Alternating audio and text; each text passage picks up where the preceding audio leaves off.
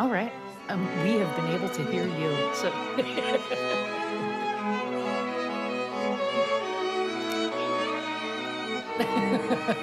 there's still time. All right. Yeah.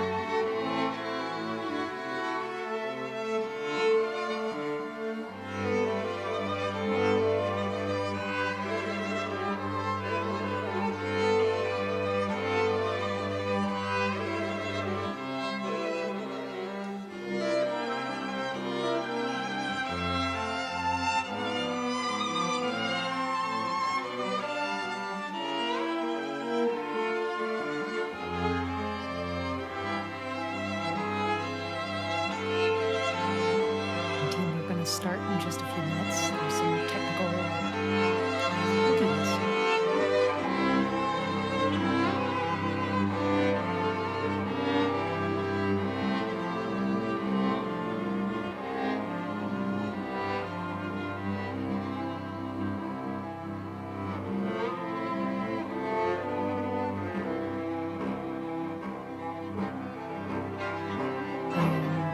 Testing on audio. I wish I had a poem to offer to the crowd, but unfortunately.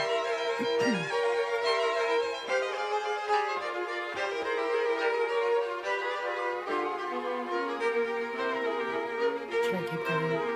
I'll keep going. I do actually know a poem. I know Sonnet 30. When to the sessions of sweet silent thought I summon up remembrance of things past. The loss. I don't know it as well as I can remember. This is terrible. Okay, well, I'm going to keep going. Maybe I should look it up. It's a really nice sonnet.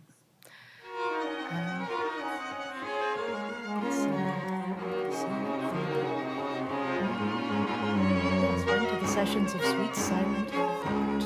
I sum up remembrance of things past. I sigh the lack of many a thing I sought, and the old knows, new is.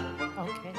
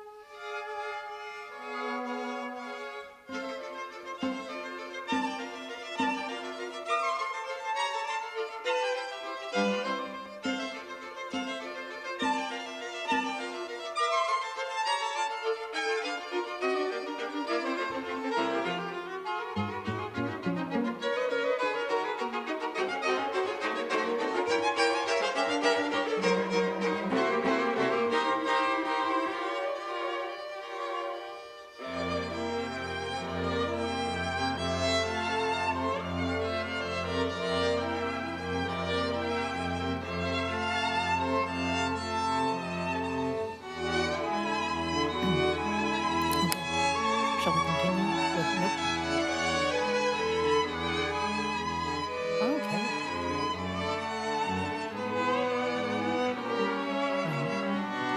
Team, we are having reverberation issues. So folks are figuring it out. So it's going to be a few more minutes. And just a reminder, today is the Central City Code Amendments Project.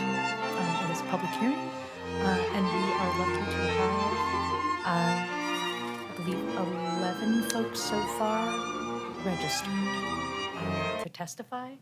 And I'll say if anyone is here online or in person and has not registered to testify, you can still do so. There is still time. Now just soft chewing.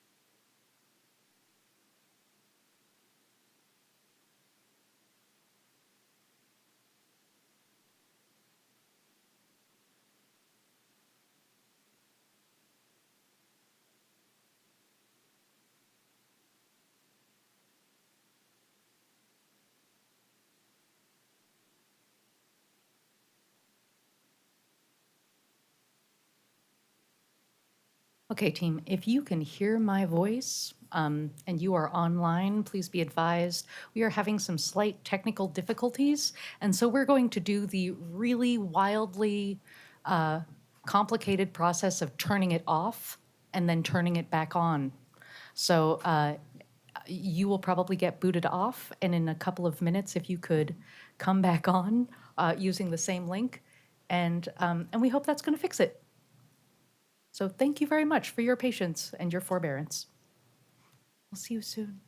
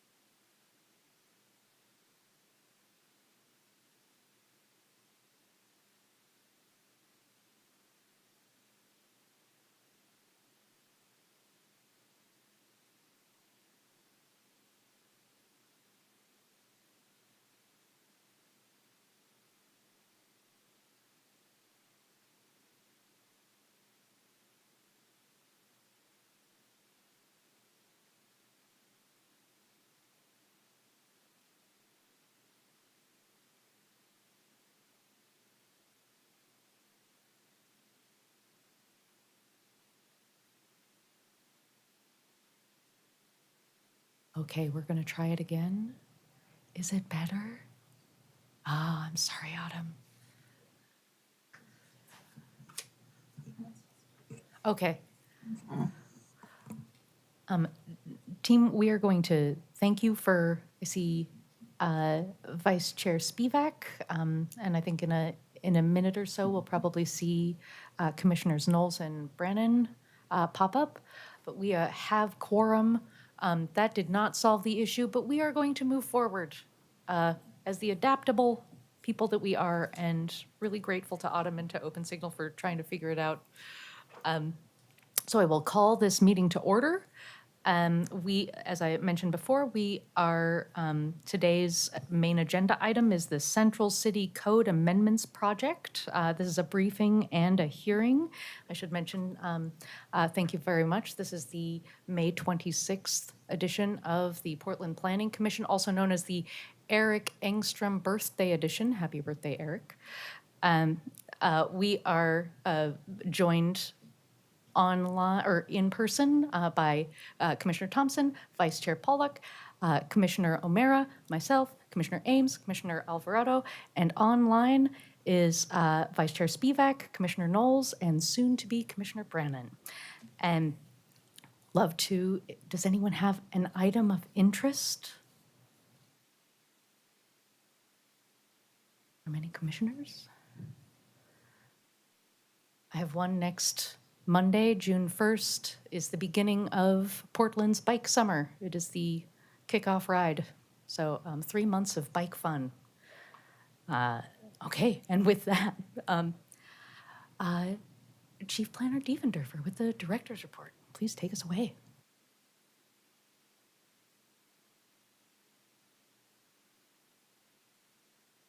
Thank you so much. Chair Routh, Commissioners, good afternoon. Just a couple of quick things. We've already updated you once on the Recap 11 project, which you heard and approved last summer, is going to the City Council. It has a hearing before the Housing and Permitting Committee on June 2nd and a hearing before the full council on June 25th. So given that we're closer to that time, I just wanted to provide that reminder that that project is progressing, and I believe we have Vice Chair Pollock in line to provide the Commission's recommendation on that project. So don't have a lot in the way of any announcements today, but I did want to take a moment to recognize Nicholas Starren. Nicholas Starren is retiring after 27 years with the city, with the Bureau. And he has been working on this project. He has been the lead on this project up until this time. And Troy Doss is taking over in his stead. But I wanted to just take a moment to recognize Nicholas. And I wanted to share a little bit about his work with the Bureau. So I believe that Nicholas has been in almost every team that the Bureau has, the program area. So he's worked in area neighborhood planning. He's worked in district liaisons. He was the first inner southeast district liaison. He's worked in the historic resource program, on the comprehensive plan team, and on the central city team. And he was also an instrumental member of many different projects, including the Northwest District Plan, the Giles Lake Industrial Sanctuary Plan, Albina Community Plan action charts, Union Station Clock Tower related FAR and height limitation study, the Central East Side Industrial Zoning Project, Historic Resource Code amendments, Skidmore and Old Town National Historic District landmark designation, the Central City 2035 plan, the I-5 Rose Quarter project, and the Central City Code Amendment projects. And of course, he was also an important member of the Montgomery Park Area Plan team. So just wanted to take a moment to recognize Nicholas and thank him for all of his years of service. And with that, that completes my report. Chair Routh, happy to turn it back to you now. Thank you. I mean, how do we follow that?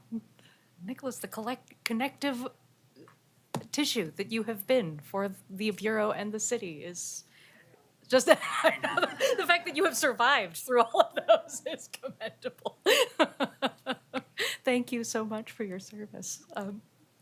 Oh, that's marvelous. Well, we're going to go on to something from that high to something very pedestrian, which is consideration of our consent agenda, which is composed entirely of the minutes from the May 12th meeting. Would anyone like to be the brave soul to motion that forward?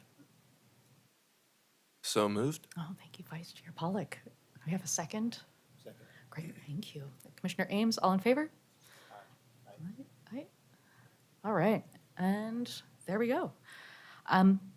Thank you very much. And now we move to the Central City Code Amendments Project. And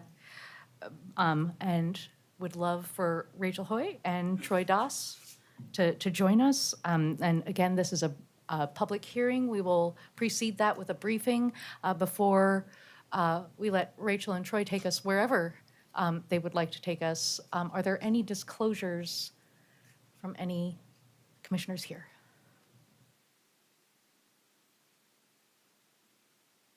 Okay, seeing none. Rachel and Troy, welcome.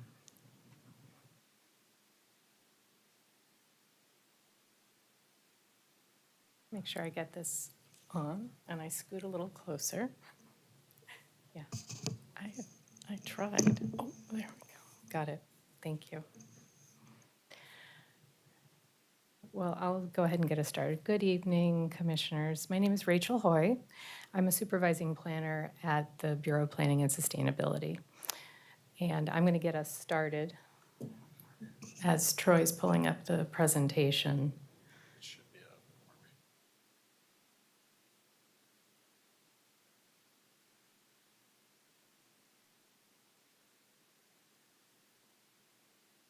I know the first slide by heart, so maybe I can do that.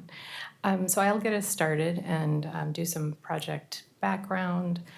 And prior to turning it over to staff, we'll have an agenda that will consist of a presentation, and it's a briefing with some background information. So it's going to be about 45 to 60 minutes before we would then move to testimony, and then followed by questions and discussion with you.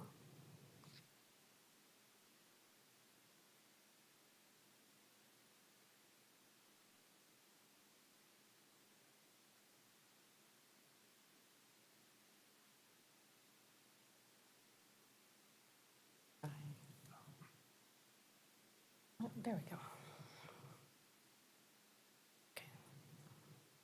We can go ahead to slide 3 or the 2 up.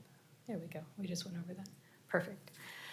So Commissioners, the proposed actions today include the following. Staff proposes that the Planning Commission recommend to City Council to adopt the Central City Code Amendments Project Report, amend the Comprehensive Plan Zoning Code maps as shown in the proposed draft, amend the Title 33 Planning and Zoning as shown in the proposed draft.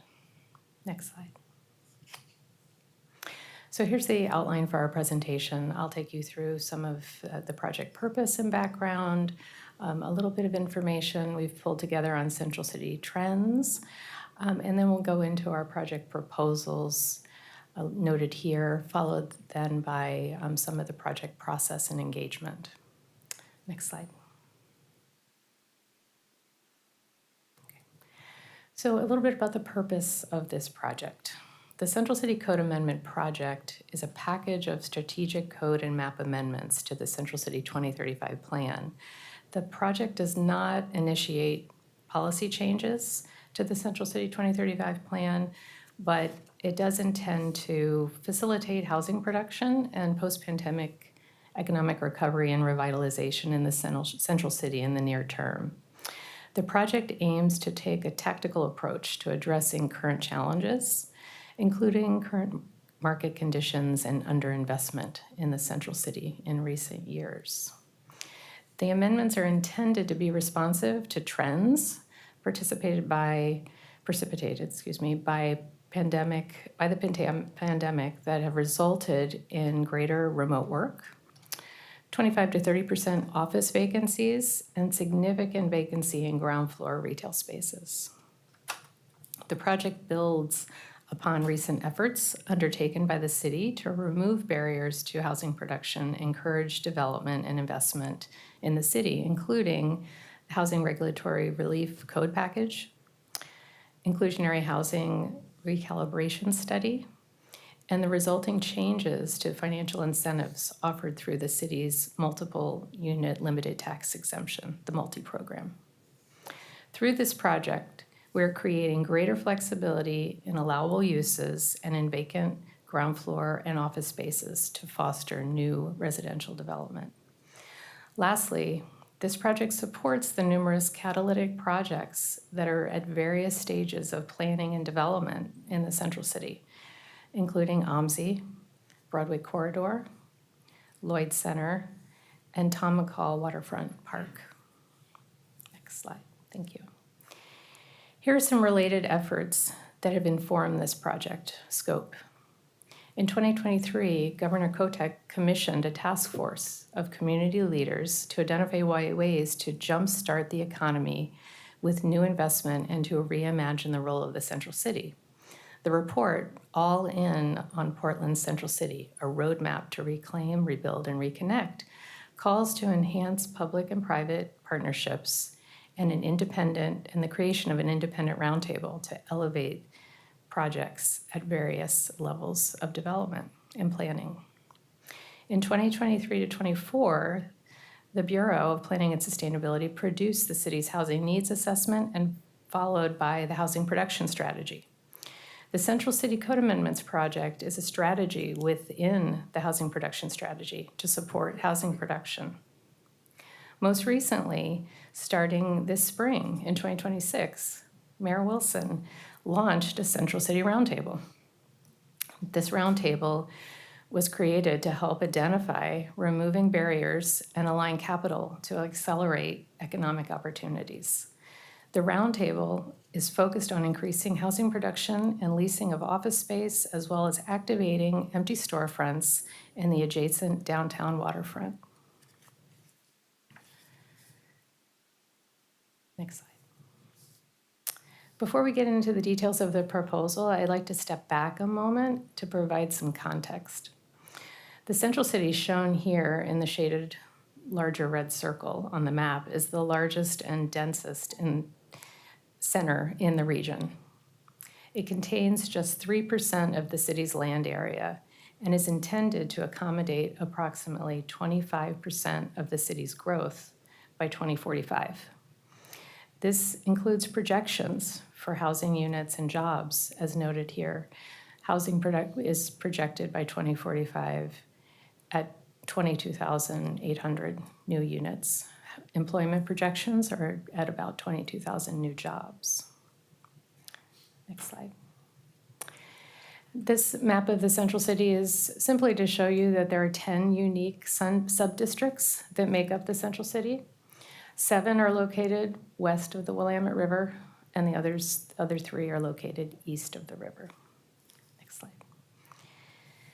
As part of this project, we reviewed the goals and policies of the 2035 Central City 2035 plan, and we believe it remains a relevant long-term blueprint for the central city with a policy framework that supports these areas noted here on my left of the screen.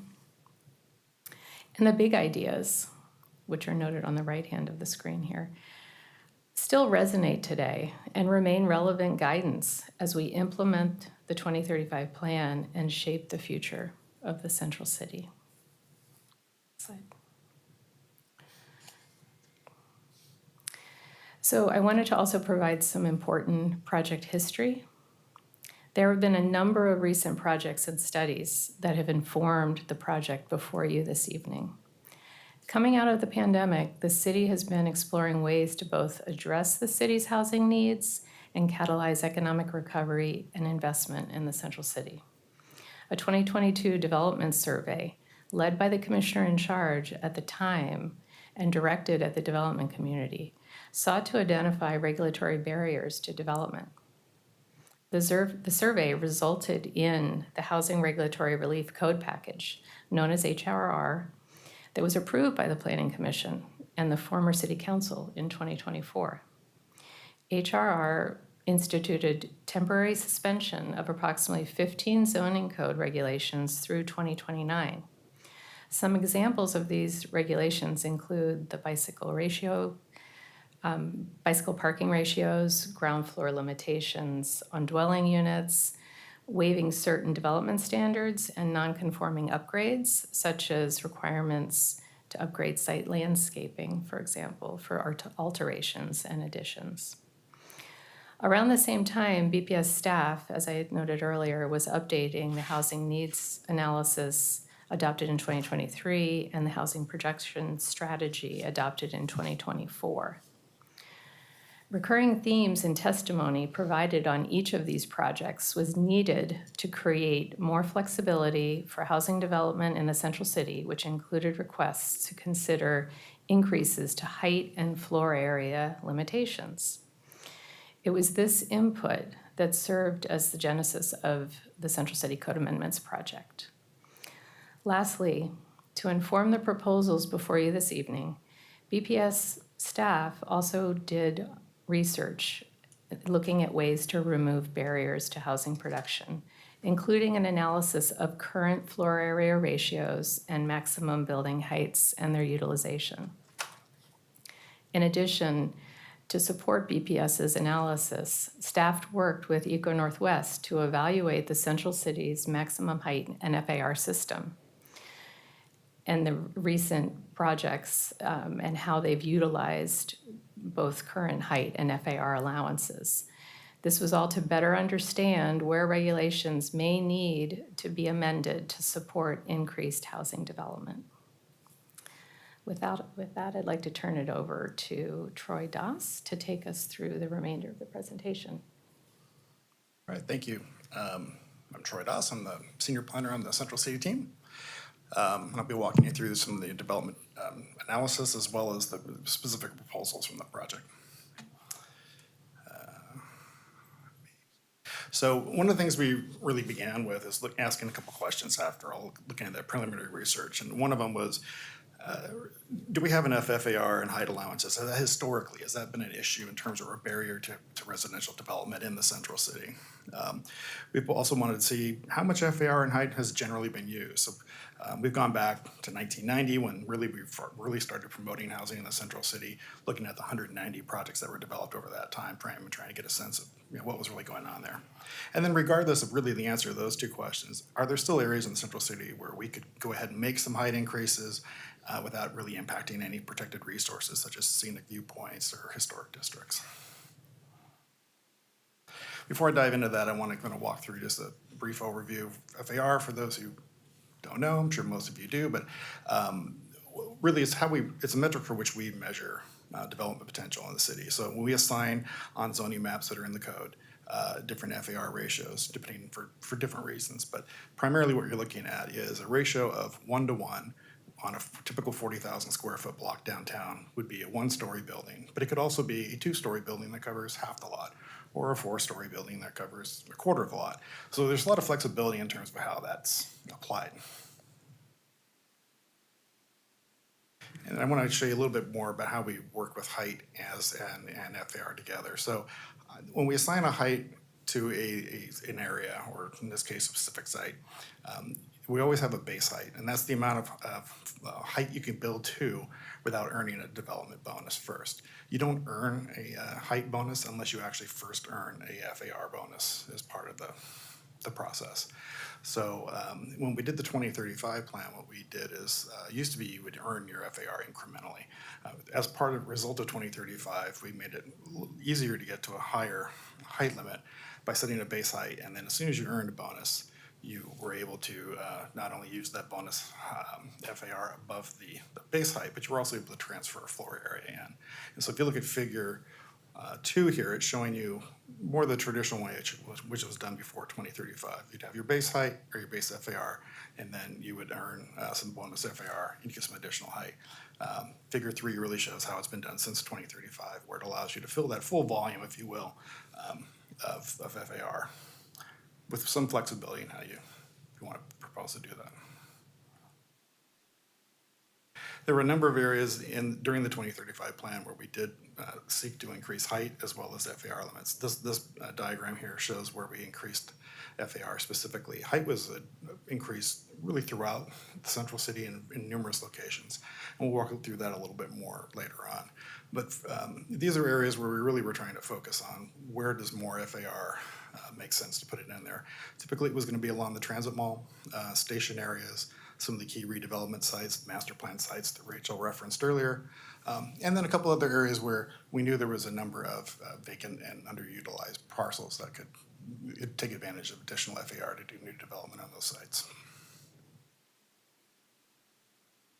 Looking back at that research I mentioned earlier, when we go back to 1990, what was really surprising to us is of the 190 so projects that were built, only half of them actually ever used bonus FAR, and therefore that means they also they didn't use bonus height either, because we would have got one without the other.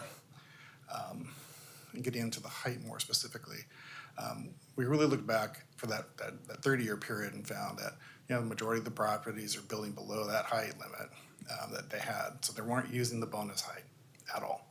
They weren't transferring FAR over to the site.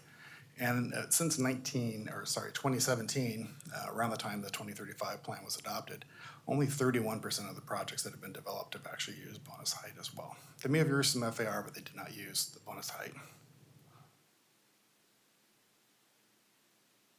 Also digging through those details a little bit more, we started looking at how different projects of similar size were utilizing the density they had available to them. So it's really key to note that an FAR allowance gives you how much floor area you can use, but it really doesn't dictate how many units you're going to build. And so in this case, you see 2 projects in the Pearl District, the Edge Lofts as well as the Louisa, approximately the same size projects. They vary by about 20,000 to 30,000 square feet, but one has twice as many units as the other. And this is not the full FAR or floor area applied to the entire project. This is just the part of the project that was dedicated to residential development, because in both cases, these are mixed-use projects. But when we look at that, we're seeing that same amount of FAR, twice the amount of units. So FAR really isn't a great surrogate for density when it comes to unit production. So kind of building on that thinking, the summary of our findings was, because there was a lot of projects that earned bonus FAR but didn't use it, there's a lot of FAR still out there in the system that could be transferred to other sites. The complications of that are various, but it is available for purchase and being transferred. We found that additional height does not automatically create denser housing, nor does additional FAR. And as we dig into the types of units that were being produced, it was also worth noting that we found that 80% of the housing in the central city consist of studio apartments and 1-bedrooms. So there was a great need for family compatible housing, 2 and 3-bedroom units in the central city. But we did also find that there are areas where additional height could be done without having any kind of serious impact.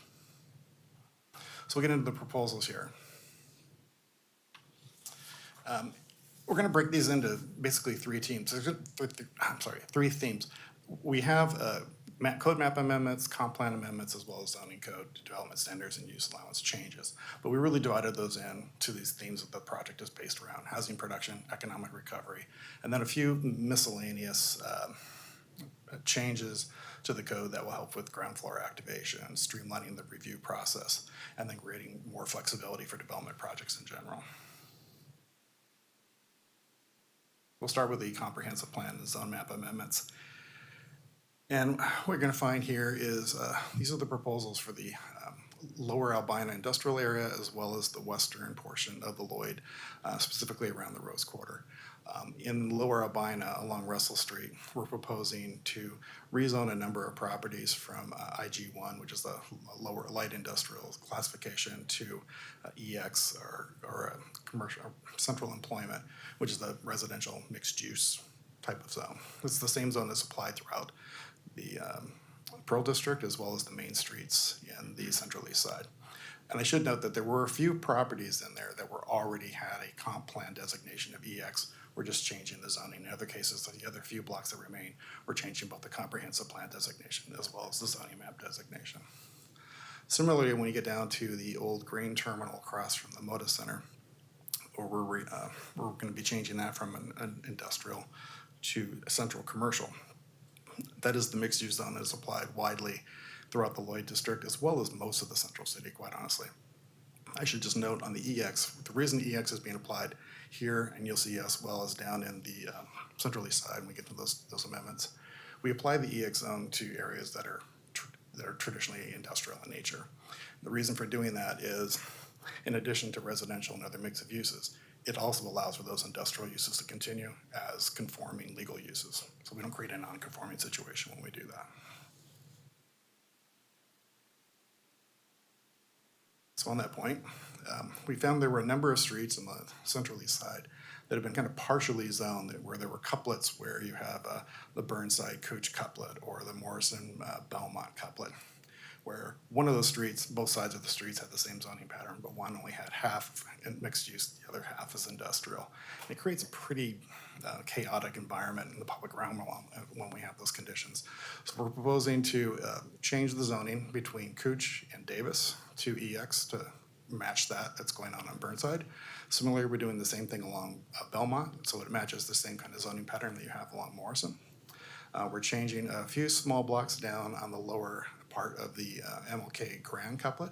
And then we're focusing on an area that something we wanted to rezone during the 2035 plan. It's the former Ross Island Sand and Gravel plant. At the time, there was no interest in doing that by the owner, which was Ross Island Sand and Gravel, because it was an operating batch plant at the time. But now they've ceased operations, and so we want to rezone that. It'll also mimic the pattern that's going on throughout the rest of the OMSI station area, so you'll have a continuous area of EX zoning for down there. And then lastly, on the west side, we're making one change over there. There's a 2-block area just west of the Lincoln High School and south of where the Multnomah Athletic Club is. Those parcels are currently zoned RM4. It's a pattern that's usually more applied outside the central city. It's actually not applied anywhere in the central city except for this one location. And we're going to rezone it to CX so that it matches the zoning pattern that surrounds it on 3 different sides already. That will allow for dense residential development, but also a greater mix of uses that's more consistent with the zoning pattern around it. Now, as I mentioned, we were looking in, are there opportunities where we can increase heights? And we did a number of this during the 2035 plan. We looked pretty seriously at what our existing view corridors were and if they were being too restrictive. And we found then that, in fact, the view corridors were somewhat erroneously created just because the technology we had at the time only gave us so much data.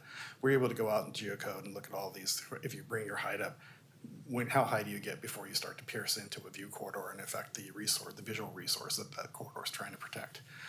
We made a couple of changes there, but we found through further analysis, we can go even higher in most of those situations and increase the heights there.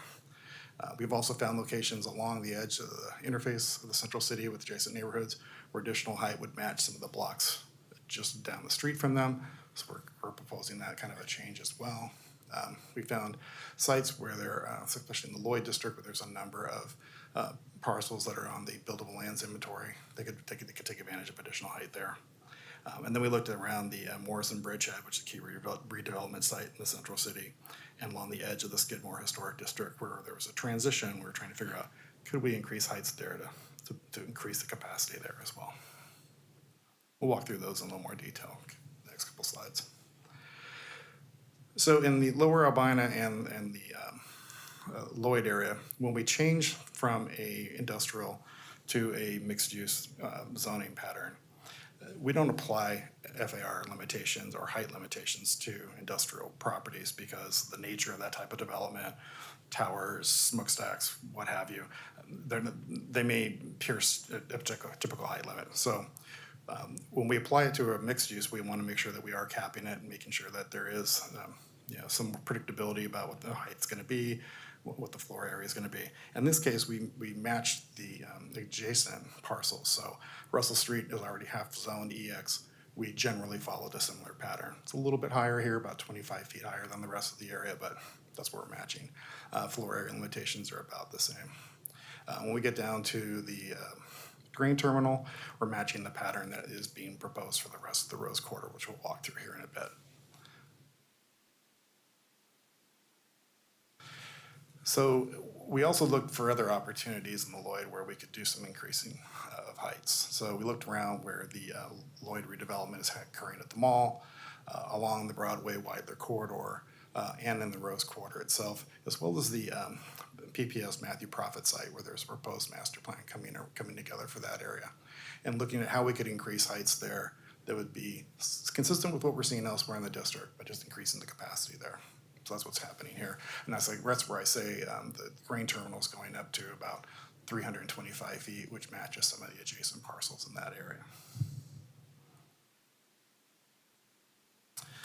Similarly, in the central east side, those streets that we're rezoning, those main street areas, we are increasing the zoning there to match the adjacent patterns.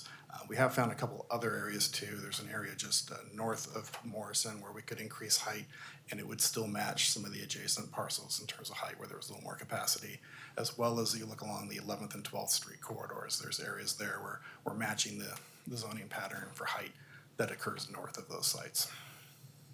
Excuse me, can you clarify what the text on the yellow tags means, BZ to 175 versus 60 to 125? Yeah, so if it says so let's go with the where it says 100 to 175. That one's pretty clear. We're gonna go from a maximum bonusable height of 100 feet to 175 feet. So we're adding an additional 75 feet. The BZ stands for base zone. So there are a number of areas where we will apply. If you go to the base zone of the code, it'll tell you if I'm in the EX or the CX or the RM, whatever, here's your maximum height. So that has been applied in a couple places in the central of the city. We're changing that in most cases here, so we're going to a base zone that's more, or getting rid of the base zone and doing a maximum that's closer to what's going on in the adjacent parcels. Does that make sense? I'm sorry. I think so. I might need to sit with it a minute. We can come back to it after testimony if I'm still confused. Nicholas has a clarifying point. I would just say in most cases where you're seeing the BZ, it's in the IG1 zone, and as Troy said, in industrial zones, it's unlimited. So in most cases on these maps where you see BZ, it's infinity. It's rare to see that in the central city, but it occurs in limited locations. Again, some of the height increases that we're making over on the west side. So we looked at the view corridors that were applied over the west end specifically and found that we could actually increase heights on a number of sites there and still be not inside the view cone that is protecting the resource. So for instance, it might be a view from the Vista Bridge to Mount Hood or Washington Park to not Adams or something along those lines. But we found that we can actually increase heights there and still have no impact on that. Similarly, we looked along the edge of the Skidmore Historic District, and originally we had proposed increasing the heights there at 460 to match what's going on in the rest of the downtown sub-district. But we had some requests specifically from the Landmarks Commission to look at stepping that down a bit, make a smoother transition. So in this case, we proposed going down to 250 feet in that location.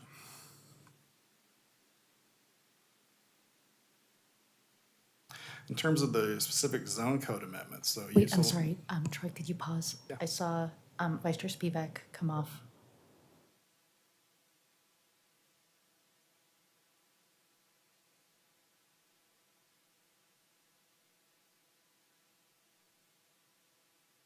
It's after the changes, so I think they're looking for some additional research or analysis to look at whether 250 is appropriate or not. Okay, thank you. Well, I should note that we did do some visual analysis, or actually shade analysis, because we were particularly concerned about a living building that's in that district, and we didn't want to create a pattern that was going to shade out the solar panels on top of that building. So we found that it did not do that. So now we need to do further analysis to see just how far the shadowing goes into the historic district, see if there's an impact on that. And because thank you, because there's a lot of information on here, are there any other questions or clarification? We'll be able to get into it later. Okay, thanks, Troy.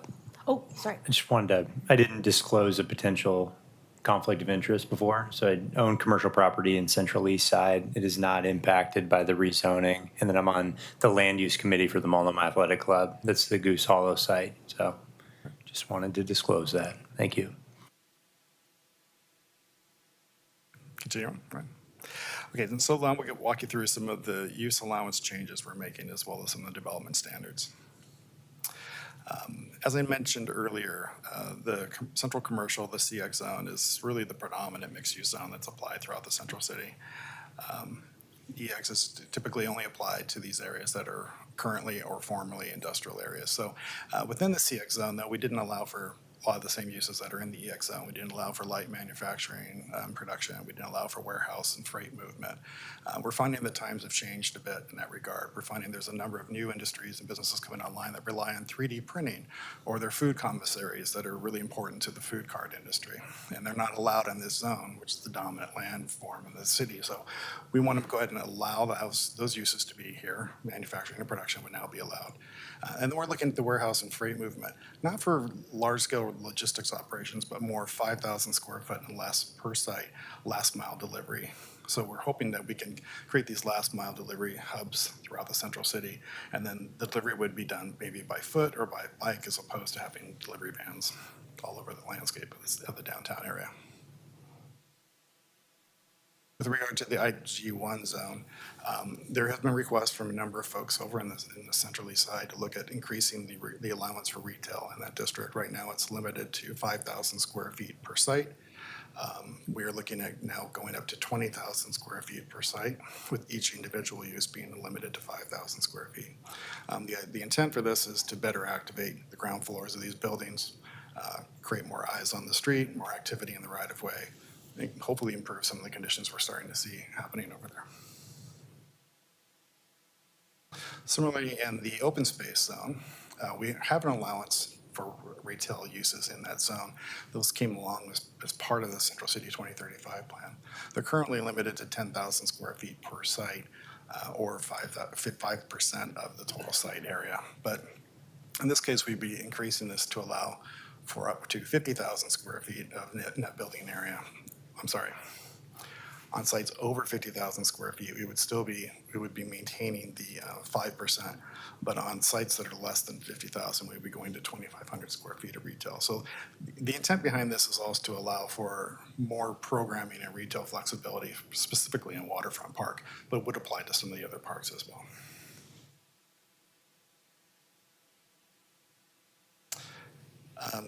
kind of pivoting back to housing production, when we adopted the 2035 plan, again, in these industrial areas, there was concern about incenting housing next to conditions that might not be great for housing at the time because there were active industrial uses nearby. I think the Ross Island Sand and Gravel is probably the best example of that because there was a lot of particulate matter that was coming out of that operation. We really didn't want to incent housing development right next door to it. That operation ceased, so now we're proposing to rezone the area. And then we want to lift this housing prohibition that we had put around those former industrial uses. So this will allow several acres more for housing potential in the east side industrial areas. And in regards to some of the FAR standards we have, we're proposing a new FAR bonus of 1-to-1 when someone builds family-sized units of 2 and 3 bedrooms. The size is limited to about 1,200 square feet for the unit, so we're not going to give you an incentive for doing a penthouse, but we are going to give you a bonus when you're doing your typical kind of apartment, 2-bedroom, 3-bedroom situation. Because there's a limit currently of 3-to-1 as your maximum how you can earn through bonuses in Central City, we're proposing to modify that to 4-to-1. So developers would be able to take advantage of the 3-to-1 bonus they typically get for doing inclusionary housing, and then they can earn another 1-to-1 on top of that for family housing. One of the things we also did during the 2035 plan was we adopted some new minimum density requirements. And the intent for that at the time was we were seeing some small development occurring on very large sites. You have a new fast food place replacing an old fast food place on a 40,000 square foot lot. So the minimum density requirements really intended to try to see more utilization of the development allowances on those sites. However, we failed to realize at the time that uses like major event entertainment uses like the Moda Center or the Oregon Convention Center, they don't have a lot of floor area in them. They're large volume buildings, but there's not many floors in them. And so we had inadvertently made those impossible to rebuild or to develop as new uses in the Central City. So we're proposing to put an exemption to major event entertainment in those provisions. And we're also proposing an adjustment to that criteria in case there's new situations that come along we just haven't thought of. They could go through an adjustment process for that. Going back to housing briefly, also during that plan effort, there was concern about the conditions of some streets, whether they were appropriate for ground floor units. We also had seen through Design Commission a number of projects that came online that they were not wild about. We weren't wild about either, where the building walls were a little too close to the sidewalk. And we'll show some examples of that in a second. So what we did is we took a number of streets and put a prohibition on ground floor residential units. I'm proposing to strip that back quite a bit. And as you can see, the map on the left there gives you an idea of the streets that would now be applicable. And some of those are pretty busy streets where you probably wouldn't propose to do residential anyway, like Burnside, MLK Grand, but just the same, we're going to keep those prohibitions there. What we're trying to do is prevent development like this. So we found a couple of situations where you have development, ground floor development, where the entrance and or the building wall is right up on the sidewalk. And so it creates a fairly tense and tight environment in the public realm, but also doesn't provide for a lot of security and safety and privacy for the tenants of the units. What we're really looking for is more units like this, where you have your step back and step away from the sidewalk, maybe create some exterior space that could be used for programming for the tenants themselves, patios and such. So what we're proposing is new development standards for ground floor units that would apply Central City-wide. And so you'll have to have 3 standards or 3 options, if you will. One of them would be to step up 2 feet and have your main entrance step back 6 feet from the right-of-way. The second would be to be at grade, but set back 6 feet and then have a 5-foot landscape buffer between the sidewalk and the exterior wall of the unit. And then for those situations, which are rare, but they do occur, and especially our old building stock has this, where the interiors are where the doors are, they're not exterior doors. You see this also, request for this, like in transitional housing comes up a lot. They don't like to have exterior doors in some of those types of developments. In this case, you would have a setback of 3 feet landscaped, and the floor would still be 2 feet up. So it provides some buffer from the right of way and some privacy for the tenants. We're getting towards the end here, so I'm just going to walk through a few more of those changes we're proposing. In the economic recovery bucket, we're looking at some changes to Tom McCall Waterfront Park. Specifically, when we adopted the 2035 plan, we had changed the greenway setback, or the river setback, I should say, from 25 feet from the edge of the seawall back into the, went from 25 feet, sorry, to 50 feet.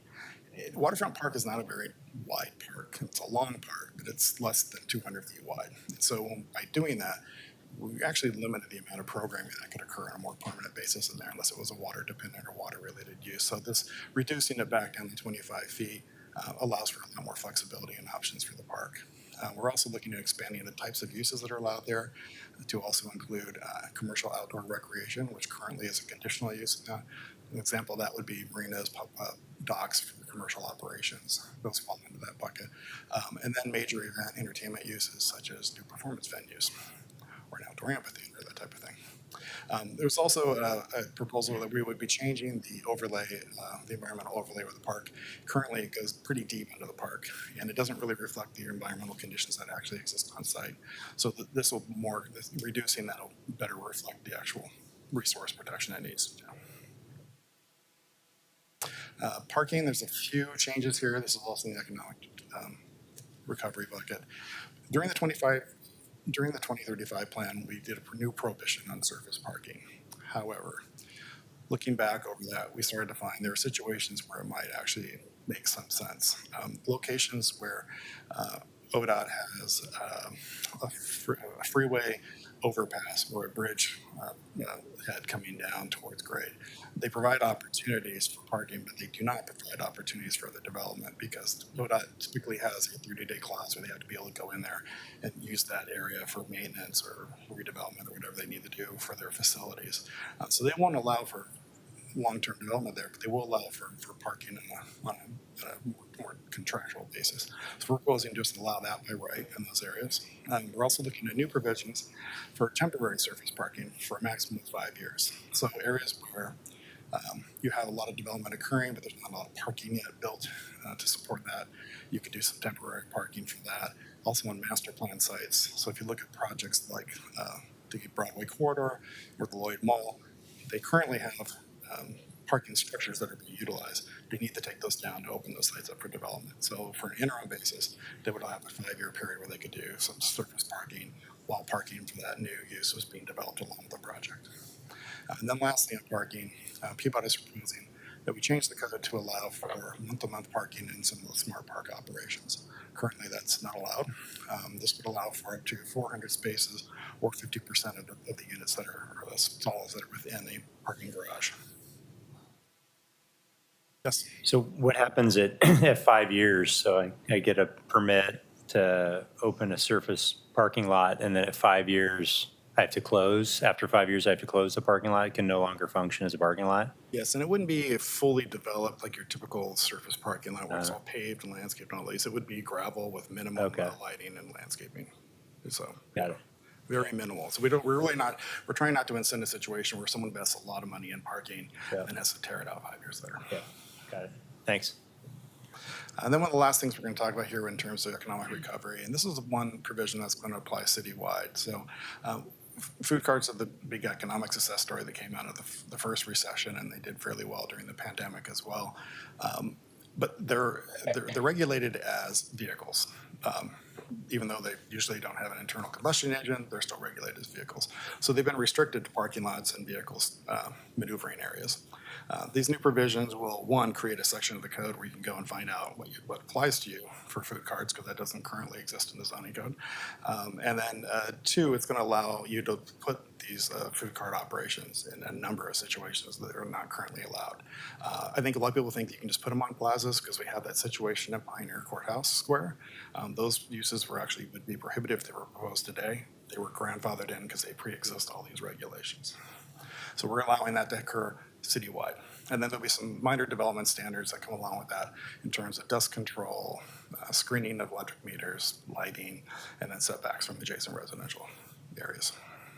Yes. With the new standards, I mean, will people be grandfathered in? I mean, are we going to put these standards in place and then all of our food carts are going to be non-conforming and they're going to? No, this is actually going to make them all conforming. Okay. That's the main thing here. Yeah. We would acknowledge that you do see operations around different places that are probably an enforcement call away from going out of business. This would change that for them. Got it. Thanks. And then lastly, when it went into this miscellaneous bucket, we're proposing a few changes here. We're going to amend the eco-roof provisions to allow a combination of eco-roofs and/or solar panels. We're going to modify how you do amendments to Central City master plans. Currently, if you do that, it's a Type 3 review before the Design Commission. It takes a lot of time and money to do that. It would now be a Type 2 staff level review, so it'll speed that process up and cost a little bit less.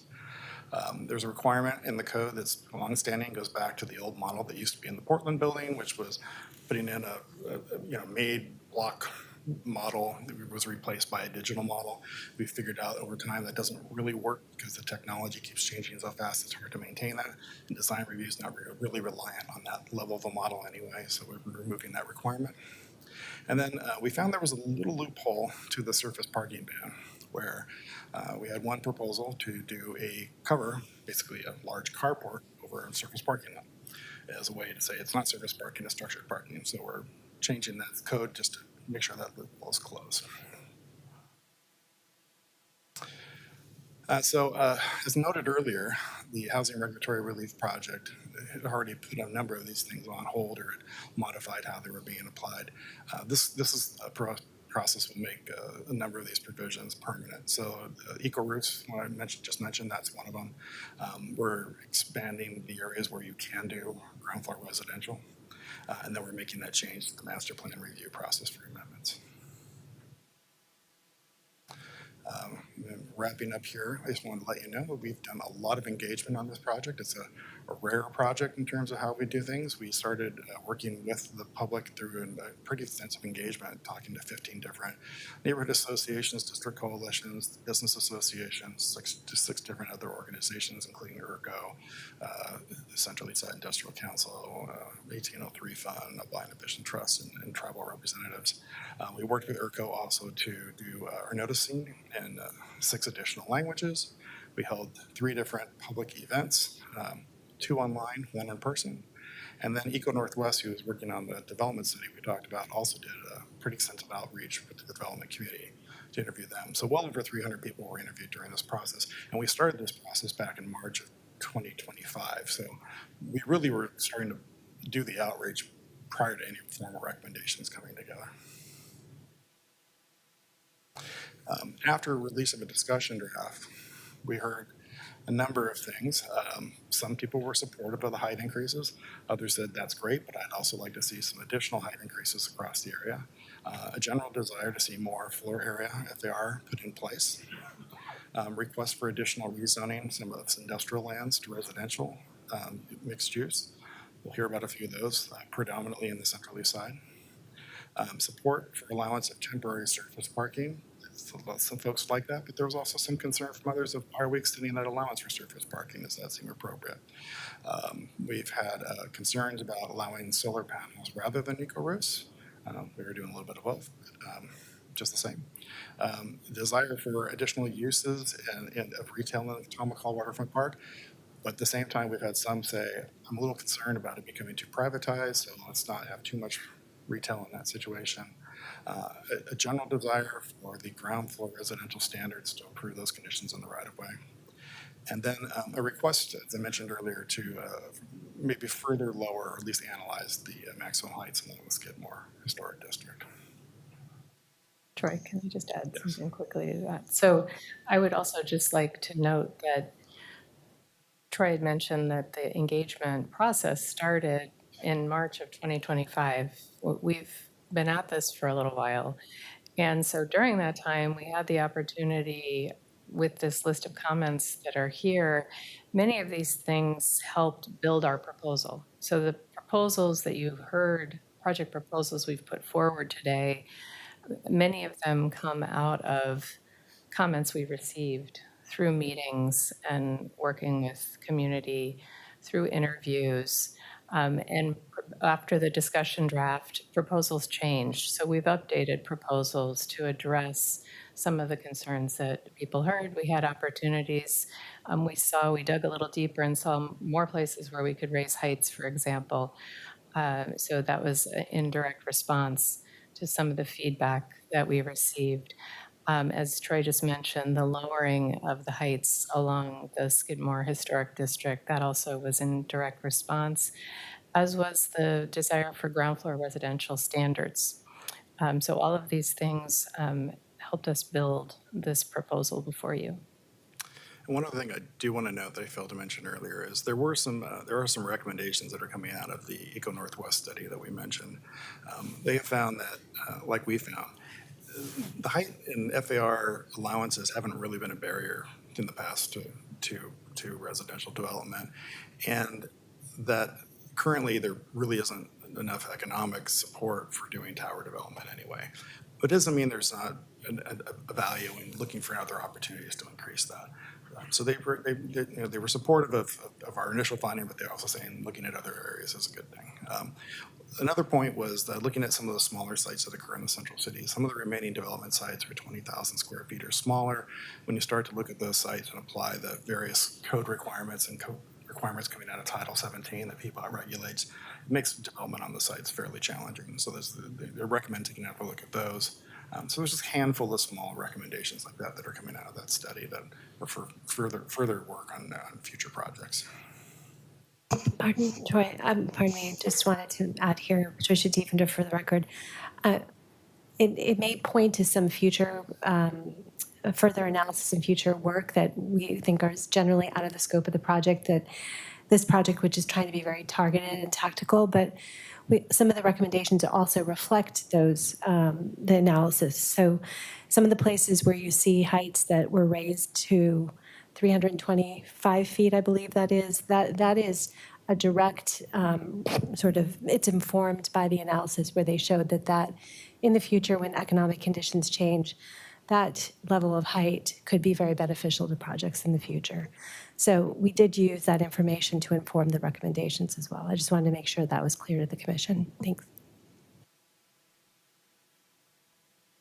I mean, I gotta ask you, because all of the industrial to EXD changes were modeled in the EOA, the ones that are being proposed now, so.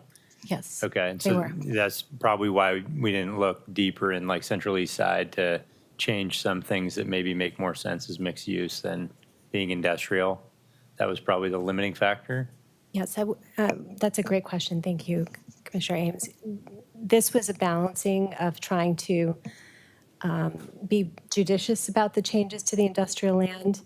And that is why what you see, you may hear some comments about requests to expand the zoning changes to other areas that are currently either general industrial or heavy industrial. And based on our analysis with the EOA, this was where we felt like comfortable to propose those changes, but something more in excess of that starts to become a little bit more impactful. And I just also wanted to point out that just because you were fully immersed in the EOA very recently, industrial lands kind of fall into two categories in the EOA. There's the general industrial that's found throughout the city that we spend a lot of time talking about in your work sessions and deliberations. And there's also a how do I say this?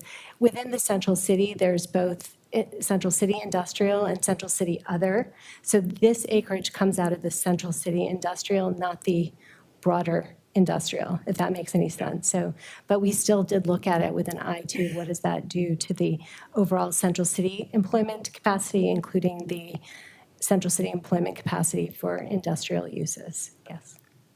And just one other little point on that too. If we're going to go and do a much larger look at rezoning, especially from industrial to EX, we're likely going to need to look at transportation modeling as well as infrastructure modeling to make sure that those areas could actually handle that amount of development.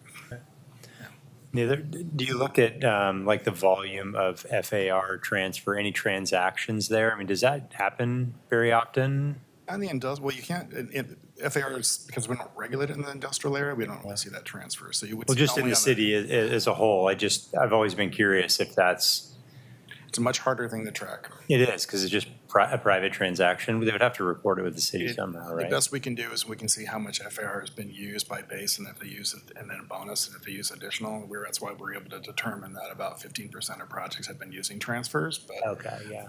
hard to really say which ones, how it was done. It's a very complex process. Got it. Thanks. So just project timeline, we'll wrap up here. As I noted, we really formally began public conversations about this in March of 2025. Released a public discussion draft in January. Took some comments from that, made some changes, released the proposed draft you have before you this April, and that will be here with you for the next month and a half, it looks like. And then we'll make a recommendation going off to City Council. Hopefully we'll be able to process it sometime in the fall or early winter of next year. So with you specifically, we're going to have this hearing today. We'll have a work session on June 9th, and then a hearing and hopefully decision on July 4th, and then off to City Council. So with that, just want to remind you, again, the proposed actions here is to ask the Planning Commission to recommend the City Council to adopt the code amendments project, to amend the comprehensive plan and zoning maps as shown in the draft, and amend Title 33 Planning and Zoning Code as shown in the proposed draft. And with that, I want to thank you for your time, and we're available for any additional questions. Sorry, Chair Rath, may I make one correction, please? From the left side? Actually, Troy, would you mind going back to the second to the last slide? Actually, I just want to be sure that we're very clear on something. Other hearing. Are you? Sure. There we go.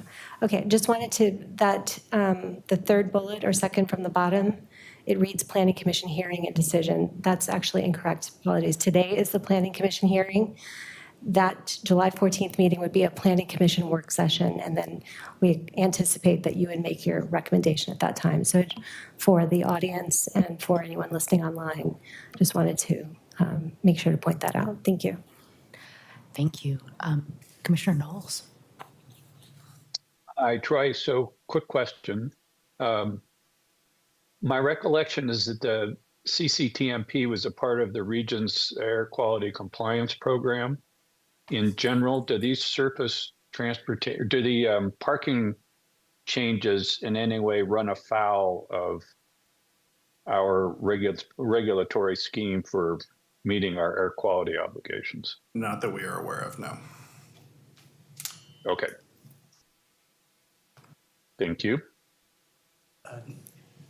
Nicholas Starrin, for the record, that the CCTMP was unadopted by the Central City 2035 plan, so the transportation element of the TSP and the Central City 2035 plan contain the policies and translation into the zoning code requirements. Ah, okay. I didn't know that. Thank you. And our findings will be addressing those provisions as we go forward.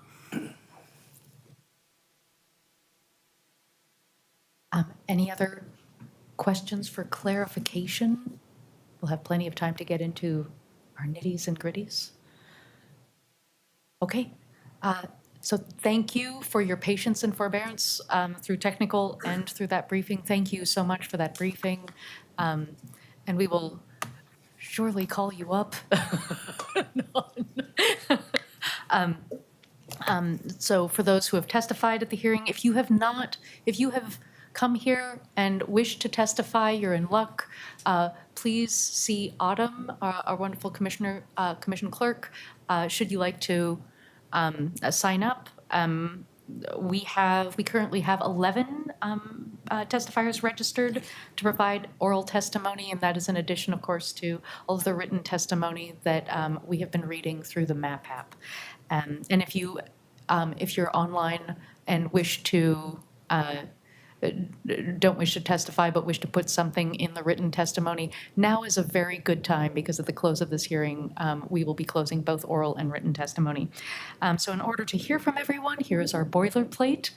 The Commission would appreciate everyone's cooperation in preserving order. Disruptive conduct, such as shouting, refusing to conclude your testimony when your time is up, or interrupting others' testimony or Commission deliberations will not be allowed, please. I will call testifiers in order of registration, which was emailed to everyone last night. your testimony, please address the proposal before the commission.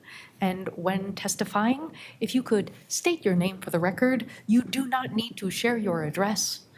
If you are a lobbyist, please identify the organization that you are representing. And any virtual testifiers, please unmute yourselves so when I call your name. So that will be, we'll offer 3 minutes per person testifying. So yes, thank you, and we look forward to hearing from you. The first 3, if we could have Andrew Smith, former chair, and Chair Chandra Robinson of the Design Commission. And then Dave, and forgive me, online we have Dave Otta, and my apologies if I have just killed your last name. Good to see you both. Thank you very much for being here. Likewise, thank you. For those that I don't know, I'm Andrew Smith. I'm currently the chair of the Portland Historic Landmarks Commission. And BPS staff briefed us on the discussion draft of the CCCAP back in January. And broadly speaking, the commission is supportive of the objectives of the Code Amendment project to increase housing affordability and accessibility and economic revitalization in Central City. The only area of concern for us is the proposed increase in the allowable height from the current 130 feet to 250 feet within that narrow strip abutting Skidmore Old Town Historic District to the south and to the west. For those of you who aren't aware, Skidmore Old Town is a national landmark district, which puts it above and beyond other historic districts within the city. So one could argue it's perhaps our most important historic district.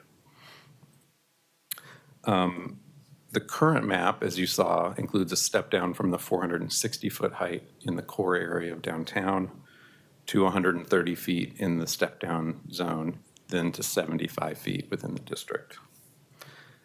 This step-down is a really important tool in preserving the character and experience of the district. High-density development to the south and west would have several negative impacts on the district, exacerbating the struggles that the district has experienced over the past several decades. It creates an abrupt visual contrast between the district and its surroundings, and it blocks solar access to Old Town streets, buildings, and occupants. One of our commissioners pointed out that the cast iron details that really personify the Skidmore Old Town district rely on daylight in order to render those details of those facades. And so the district being in shadow would really diminish the architectural character of the district. They would negatively impact the pedestrian realm, including outdoor seating and pedestrian traffic. There would be negative impacts to ecological health, street trees, and other plants. And then it could potentially prevent future solar opportunities within the district. The study that was done looked at the PAE building array, but there could be ones in the future that may not be able to happen with tall development abutting the district. So if any increase in height is to be considered above the 130 feet, Historic Landmarks Commission requests a solar analysis, a modification, or kind of a reworking of the one that was done that actually models hypothetical buildings at the 460-foot height within the area that is currently allowed at 460, because that may actually govern the shadows that are happening within the historic district. And then testing various heights within that step-down area to find an appropriate height using 3 o'clock at the solstice and equinox times, because that's when the shadow is going to be cast across the district. So we think that the incremental buildable envelope gained by a height increase within that narrow space, that narrow slot, is really almost negligible in terms of the entire central city and all of the other height increases that are being proposed. But it's something that could have a really detrimental impact on the district. So the Landmarks Commission supports really the full balance of the rest of what's being proposed here. But for the sake of really our treasured and fragile old Skidmore Old Town District, I think it's really important that we get this right. Thank you.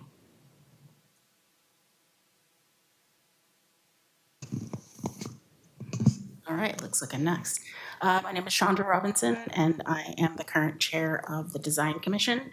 And I will share screen in a little bit, but I just wanted to share thoughts from the Design Commission when we're thinking about these design standards, specifically in regards to ground floor residential.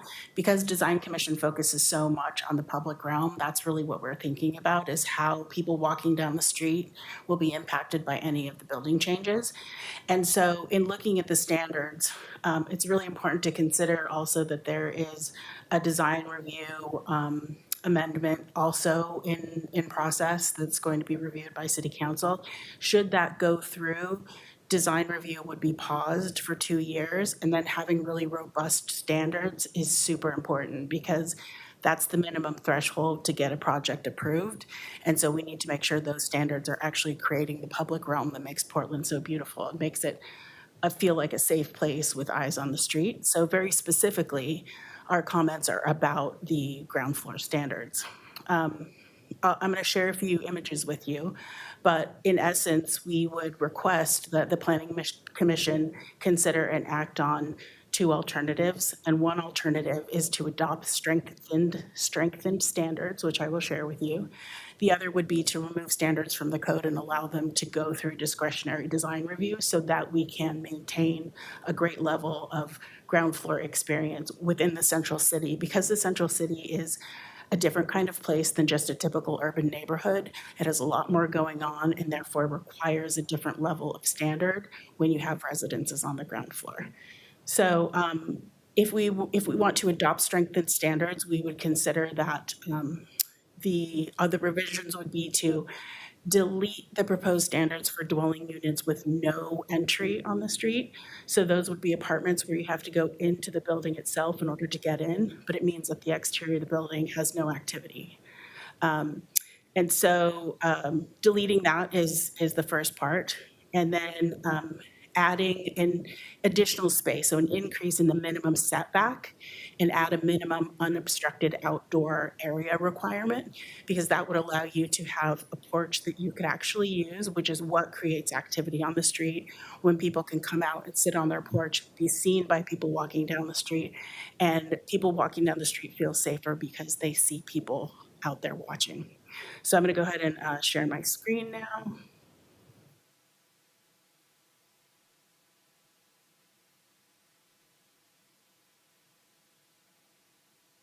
All right, so this is just an example of some things that are successful versus unsuccessful when we're thinking about standard features within the design.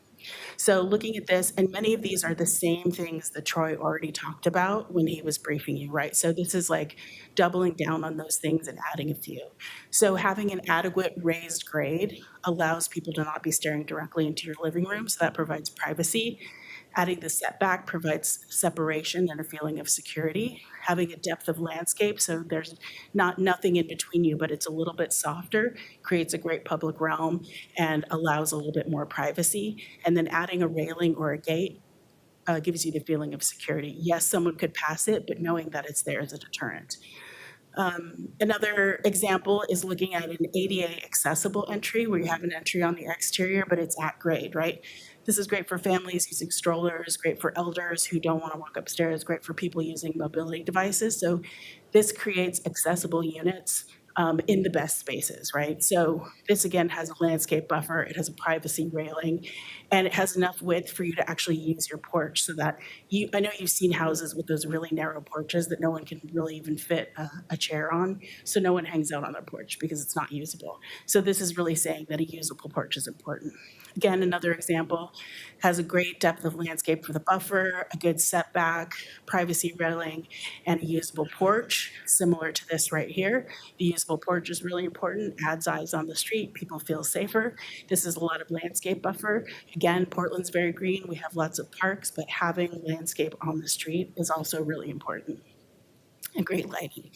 Here's some examples of things that happen when we don't have those. So this is a very nice residential building. It doesn't have any unit entries on the street. The grade is not raised, so the ceiling height of those apartments feels really low. It doesn't have an active frontage because there's no views into the windows and there's no entry on the street and doesn't have any usable outdoor space. So it creates no activity or eyes on the street. It doesn't contribute anything to the public realm, and it doesn't feel safe for the residents. Another image of an unsuccessful one. Again, this is the ceiling height is very low. There's no entries. People have their blinds down all the time because their bedroom window is right on the street. So it provides no privacy or separation. It doesn't contribute anything to the public realm, and it doesn't provide a good, safe residential experience for the people living there. Another one, and this is actually an image that Troy also shared. So whether this is commercial or residential, you look at it and you say, okay, well, it's set back from the street, the entry, but there's no landscape buffer. It's not pushed back, so they keep their blinds drawn all the time, whether it's a business, if it's an office, or it's a residence. So again, no eyes on the street doesn't provide a great experience for folks. So that's all I have to share, and I appreciate the time. So just to reiterate, like, that is really our concern is residential ground floor units in the central city, because the central city is a very different kind of place. We need more activity on the streets. Thanks so much. Thank you. Just as a point of personal privilege, especially since the historic or the housing regulatory relief, when we talked about this last time, I'm very grateful that you are both here, because that was a question that I had. Okay. Yeah. I mean, eyes on the street and what we're talking about, community safety and public safety in the like, that these all come to a piece. So Yes. Love ground floor residential. Just want it to be feel good for the people who live there too. and also really appreciate like the ADA component, Yes. because it's an opportunity for accessible housing. Yes, absolutely. Great, Thank you. And now Dave Audie, thank you. I should have asked my colleague. Thanks. Greetings, commissioners. Thank you for the opportunity to testify. My name is Dave Audie, and I'm a principal and owner at Holst Architecture, coming to you from my desk in the historic East Side Exchange Building at the Burnside Bridgehead. I've been practicing in the Central East Side Industrial District for over 20 years and have witnessed the district evolve from an industrial sanctuary into a vibrant mixed-use neighborhood. I'm here to advocate for further evolution. The times have indeed changed. To set the table for housing production and economic development as soon as possible, the expansion of EXD zoning over industrial zoning in the Central East Side should be strategically increased beyond the proposed amendments to provide more places where people can live, work, and play in the district. Specifically, the amendments currently make good sense to increase EXD at Cooch and Davis and Belmont and Yamhill. However, the amendments omit any EXD at the Hawthorne-Madison couplet. Hawthorne-Madison is perfectly suited for EXD zoning for mixed uses and housing, and this couplet should be included in the upzoning. Additionally, the new county sobering center is proposed to be rezoned EXD at the southern end of the MLK Grand couplet. However, the rest of the corridor around it remains unchanged with IG1 industrial. Please avoid this spot zoning and extend EXD to capture all of MLK Grand to the southern edge at Division Street. Also, we're missing an opportunity to connect MLK Grand with the burgeoning OMSI district with EXD zoning to align with the future Green Loop alignment. Therefore, please extend EXD through the electric blocks where there's energy and intent to develop. Currently, Live Nation is under construction. We should capitalize on this significant investment and activity along the waterfront between the Hawthorne and Morrison bridges to upzone the ODOT blocks with EXD. Otherwise, the new venue will likely sit alone for years or even decades. Finally, there is little reason to upzone the Ross Island sand and gravel site as currently proposed. This valuable allocation of EXD zoning is being underutilized with this amendment proposal on a site that is far from being ready for development. In summary, it will be years before we take another comprehensive look at our central city zoning, but we need housing production and economic development now. Please use this timely opportunity to push the EOA limits further and create a cohesive strategy that upzones key parts of the Central East Side to allow for development more likely to happen while allowing its industrial roots to remain. We're just about to bravely upzone the East Side neighborhoods. Let us be just as brave with encouraging housing production and economic development in the place where the East Side meets the Central City. Thank you. Thank you. And our next three, Julia Winkler, Kurt Krieger, and Tom Lipton.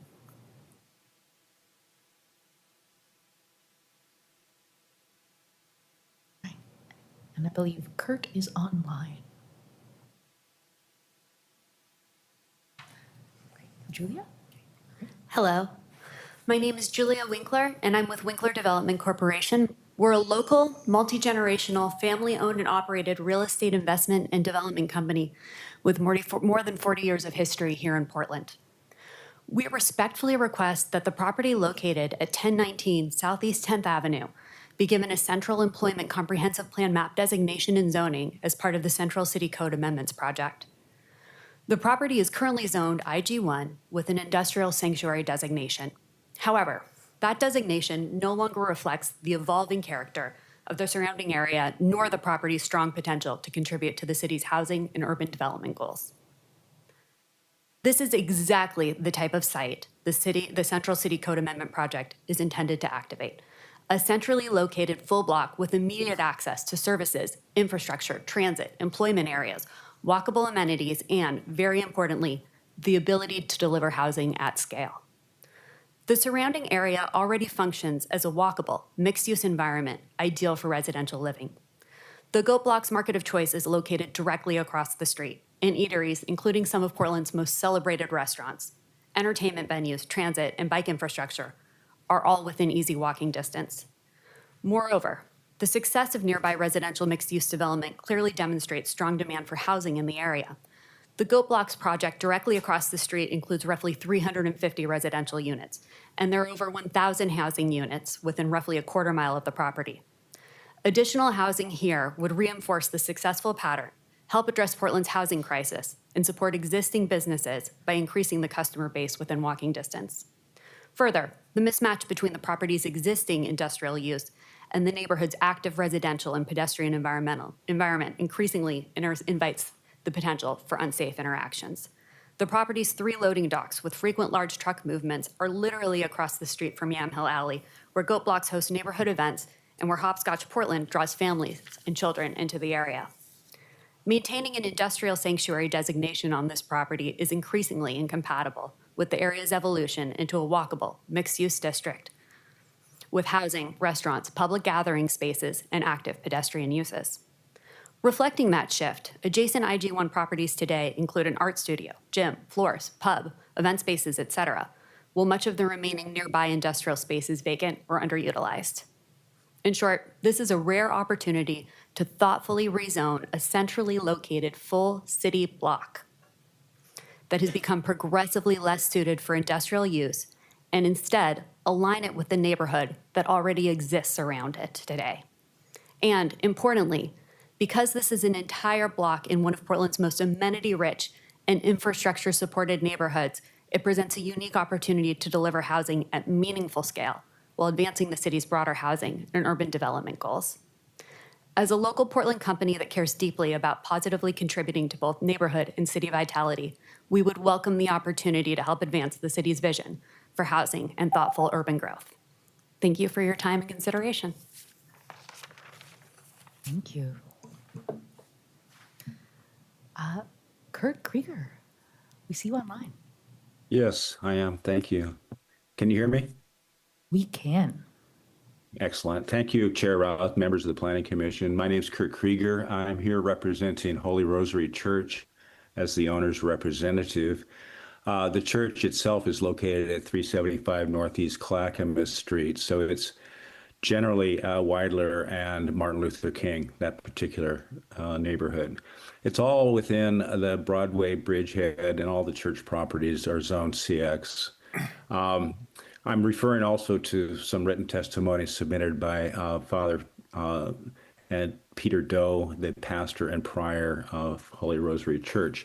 I do appreciate your intention to update the CX code and provide a jumpstart to the development pipeline, including more height and FAR in specific locations and flexibility generally. if anything, we would urge you to be a little bit more bold. I have one particular request as it relates to surface parking.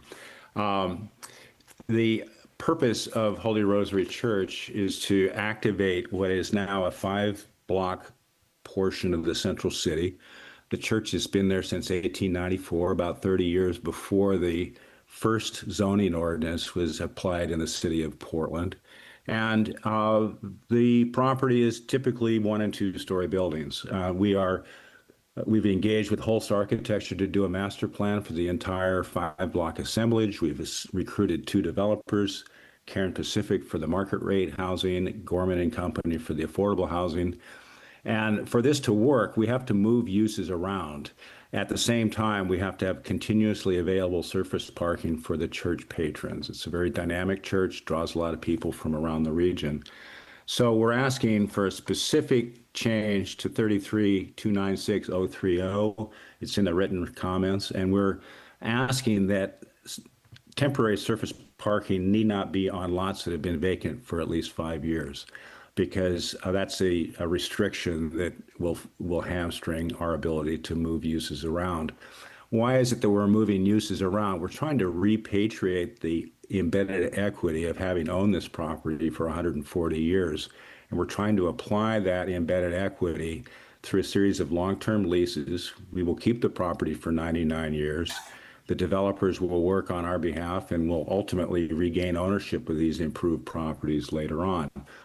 It is very much a staging issue of making sure that we have adequately available surface parking throughout the course of this development.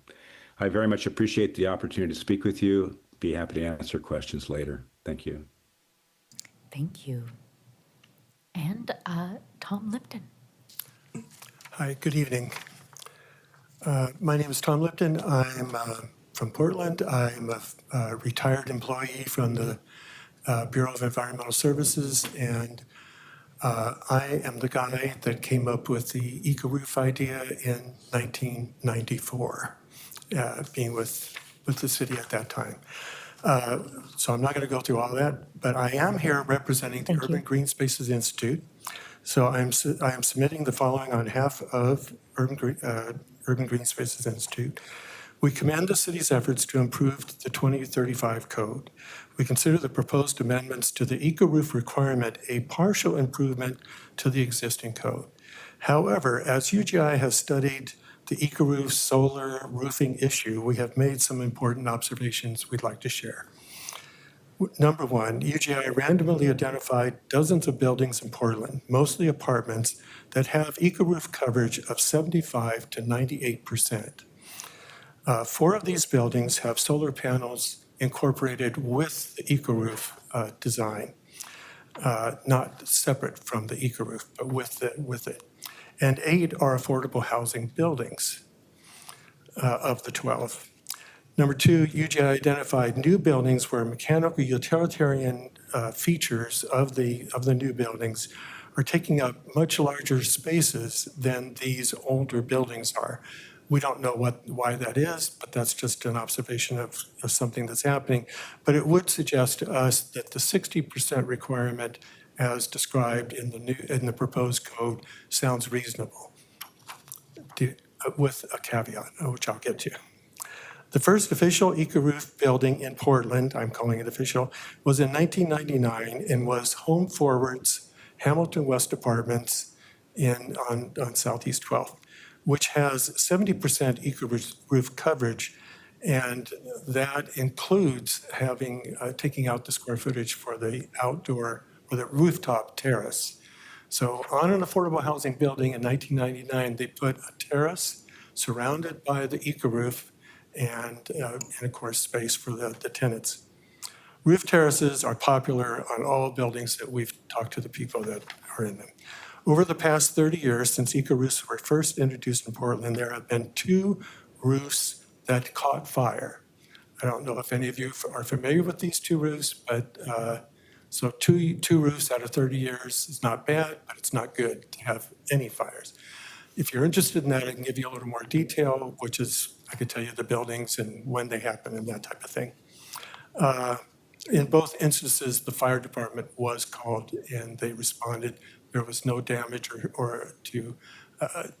there was a little damage to one, no damage to another one, and no people were injured or anything. Okay, number 6, in Portland, there are several buildings with gravel of different types on more than 90% of these particular roofs that we looked at.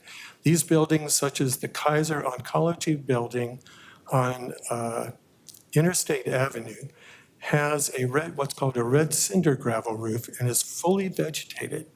Kind of sounds a little bit, how can a red gravel roof be fully vegetated? Well, what's happened since 2007 when the building was constructed, moss has found that it loves this red cinder gravel. And if you take a look at that roof, which you can by going into the parking garage and just looking down at it, it's covered with moss and some other incidental plants. Anyway, the other building that has red cinder, which is underneath the solar panels, is the Ramona building, which Todd had in one of his slides. Elevator, stairway roofs, mechanical unit buildings that have roofs are currently excluded from consideration as a roof. We would like to suggest they be included to keep this simple and succinct, as I believe Planning Bureau is trying to do with the way they've changed the code from the existing code. Hey, Tom, could we, if you have a couple of last Am I out of time? You are beyond time, but I was actually loath to tell you.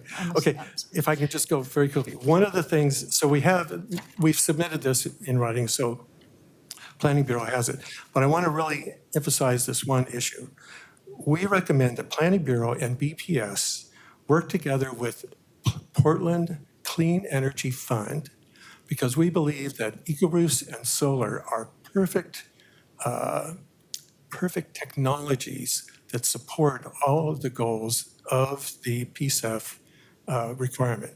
So what we're suggesting is come up with an incentive, a financial incentive funded through PSEF for anybody in the city, anywhere in the city, that's doing an eco-roof. And use it not to pay for the whole thing, but use it as an incentive to pay for part of it. Now, everything else is there. This suggestion is there as well. But thank you very much. And I've been retired for 13 years and I love it, but I do still get nervous coming in here. I used to work with you. The first incentive, the FAR incentive for eco-roofs was in 2001. And it was because something was going on with the code. It wasn't the whole big thing. But anyway, and so numerous developers took advantage of that and got some kind of FAR. I forgot what it was. But anyway, so we really recommend that to try and get some money in there and get some more incentives. Give developers a reason to kind of like put trees and terraces and eco-roofs and just really, have some way to really encourage more of that to happen. Awesome. Thank you very much. Thank you, Tom. And please, Tom, if you could, if you have any advice to our newly retired colleague, please share with him. Thank you very much. And next up, Will Short, Tori McVeigh, and Ian McKenzie. And while they're coming up, one thing that I learned about eco-roofs during the housing regulatory relief was something like 80 species of beetles live in Portland's eco-roofs, which I just can't unhear.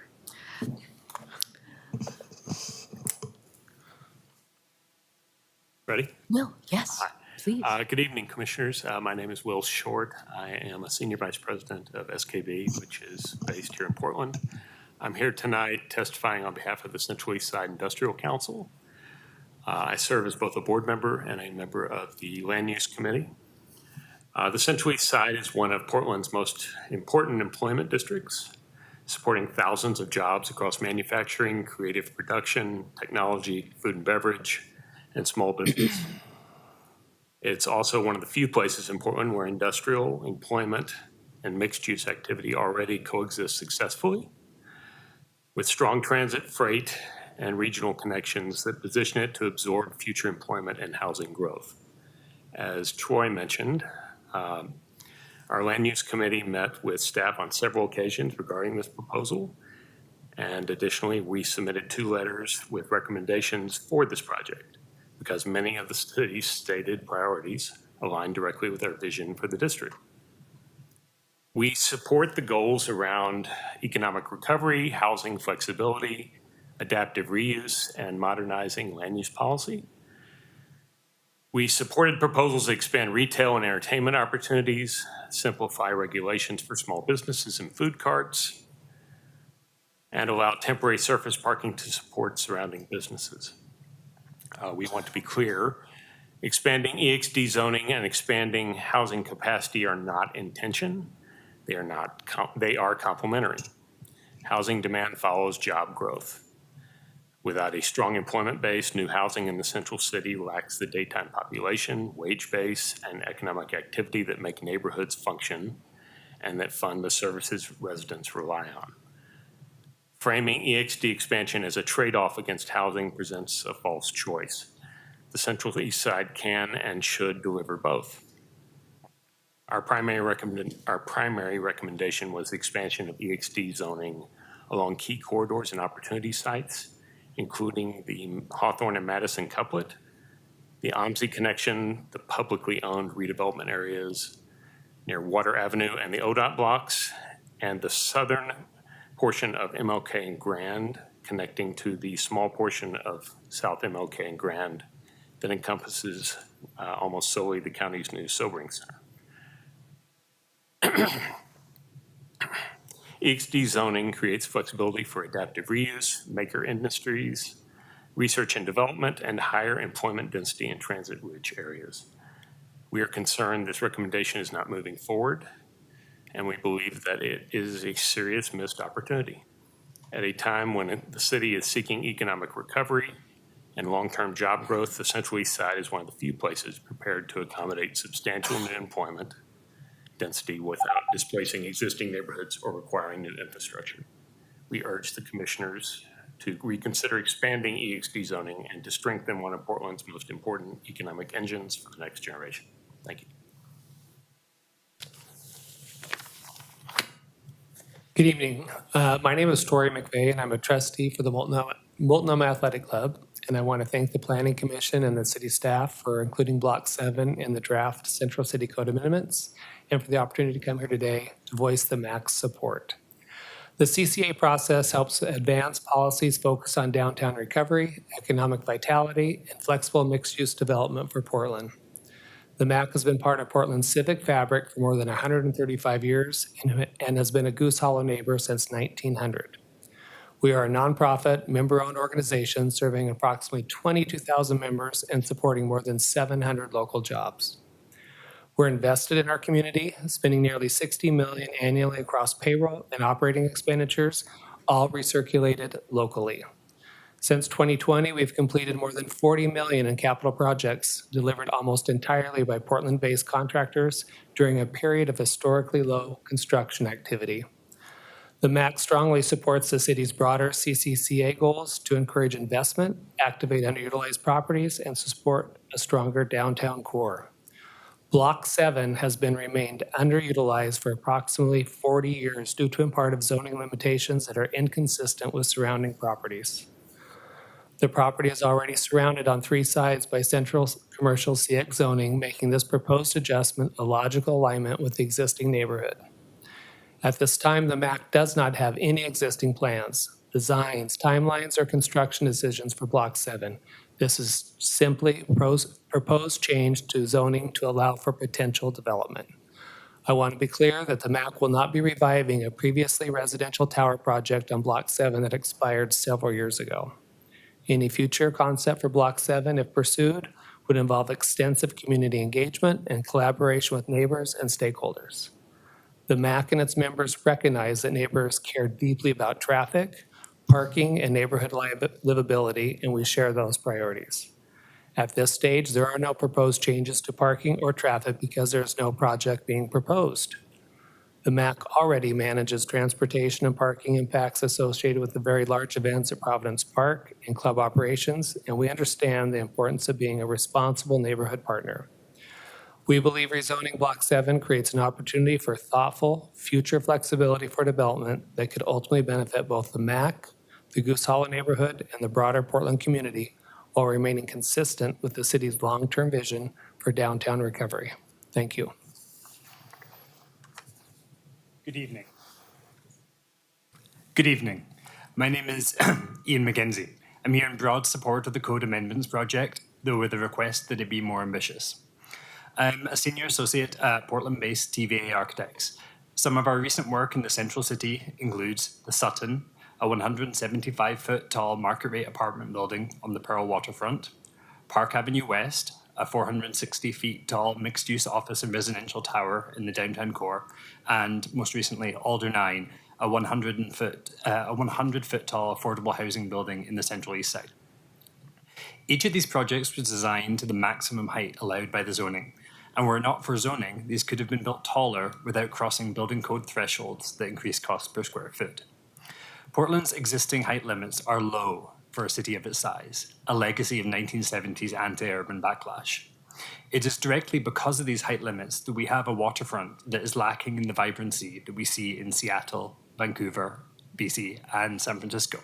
Instead, we have the somewhat lumpen World Trade Center building facing NATO Parkway. And while some of these extremely low height limits were pulled back by Central City 2035, we still have height and FAR limits that are calibrated for offices. Residential buildings with livable units have skinnier floor plates than offices do, and therefore need more height to achieve the same FAR. It is now over 6 years since the onset of COVID, and while everyone agrees that we should have more people living in downtown, we haven't yet written a code that truly encourages residential development. This is not something that should be deferred to a future unfunded planning study. There are, I believe, 3 simple ways that you could take action on this as part of this project. Firstly, repeal downtown Portland's height limits in their entirety. I know that sounds dramatic, but I would note that this is what's proposed in the new Vancouver-Washington zoning code. That recently received a unanimous vote of approval by their planning commission and is now headed to City Council. Or, secondly, you could adopt the North Pearl height opportunity standards throughout the central city. This is existing code that has been in effect since 2008. It allows buildings with thin floor plates to go as tall as the available floor area allows. Or, third, you could extend beyond 2032 the ability to request additional height through design review. This code provision was added by a unanimous vote of this body in 2024. At the time, the logic for making this provision temporary was that further code development was needed, but that work hasn't been funded yet.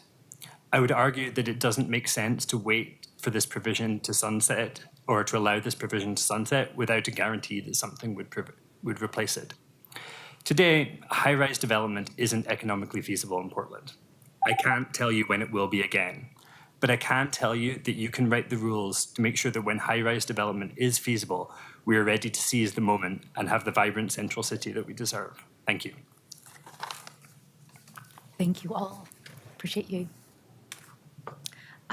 And our last 2, Bradley Clover and Michael Mescal.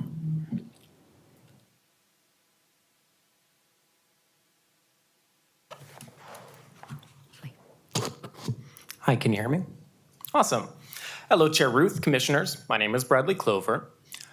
In decades past, Portland has taken big swings. We canceled the Mount Hood Freeway, we tore out Harbor Drive, we built the MAX system. These swings made Portland the city that we know and love. This project can and should be that kind of a swing. But what's been proposed is not. It's timid in its proposals, but you have an opportunity to shape it into something more ambitious. Just real quick, some perspective. Vancouver, BC has 110,000 people living in a comparably sized area that is about what their central city is. That is almost 4 times the population density of ours. That difference, more than anything, accounts for why our downtown hasn't recovered as well post-COVID. To truly achieve the stated goals of this planning project, we must do more to remove barriers to home building. Tinkering with rules for food trucks is good. I don't want to diminish from that. But no amount of such tinkering will make up for the abysmally low population density of our central city. the biggest missed opportunity in this proposal is height limits. And I got more written about this, but Ian McKenzie knows about this better than I do.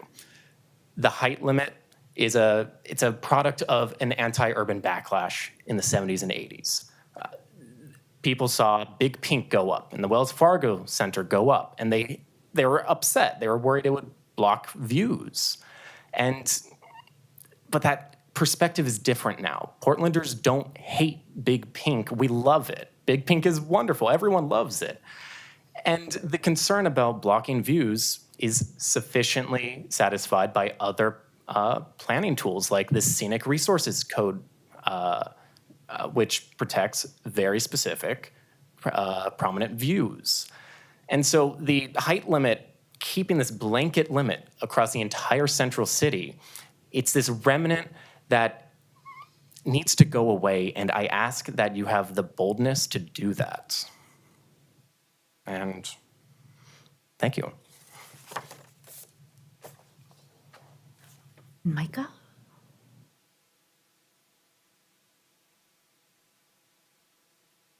Micah, whenever you're free.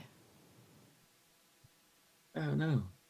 Yeah, we see. Oh, can you hear me out? Sorry. My Zoom just opened and shut, but I'm here. Good evening, Chair Routh and Planning Commissioners. My name is Micah Meskel. I'm the Urban Conservation Director for Bird Alliance of Oregon, whose mission is to inspire all people to love and protect birds, wildlife, and the natural environment upon which life depends. Our organization of 10,000 plus members in the Portland metro area has been engaged in the city's planning efforts to ensure that there was a voice for integrating nature into the built environment. And it included heavy involvement in the Central City Plan 2035. We support the overarching goals of the proposed draft, especially around increasing housing density in the Central City, and think you can go further. Increasing density within the Central City allows our community to limit sprawl and protect natural resources at the edge of the city, and for us to collectively maximize access to and utilization of public services. While increasing height limits is a great tool to increase density while limiting the footprint of impervious surfaces, it does create less opportunity for daylight to support street side green infrastructure like street trees, bioswales, and vegetated plazas. That's why we do not support the proposed eco-roof provision to allow any combination of solar panels and eco-roofs to meet the 60% coverage requirements. Expanding rooftop solar adoption is an important initiative that we support, but we do not think it should be pitted against eco-roofs, especially when the two can be synchronistic if designed correctly. Alternatively, the current proposal will backtrack the city's efforts to integrate green infrastructure across the Central City, a portion of the city that is mostly paved with inadequate stormwater infiltration opportunities and currently contains some of the city's worst urban heat islands. Eco-roofs address all of these deficiencies by treating stormwater, reducing urban heat island, cleaning the air, reducing heating and cooling costs of buildings, and providing important wildlife habitat.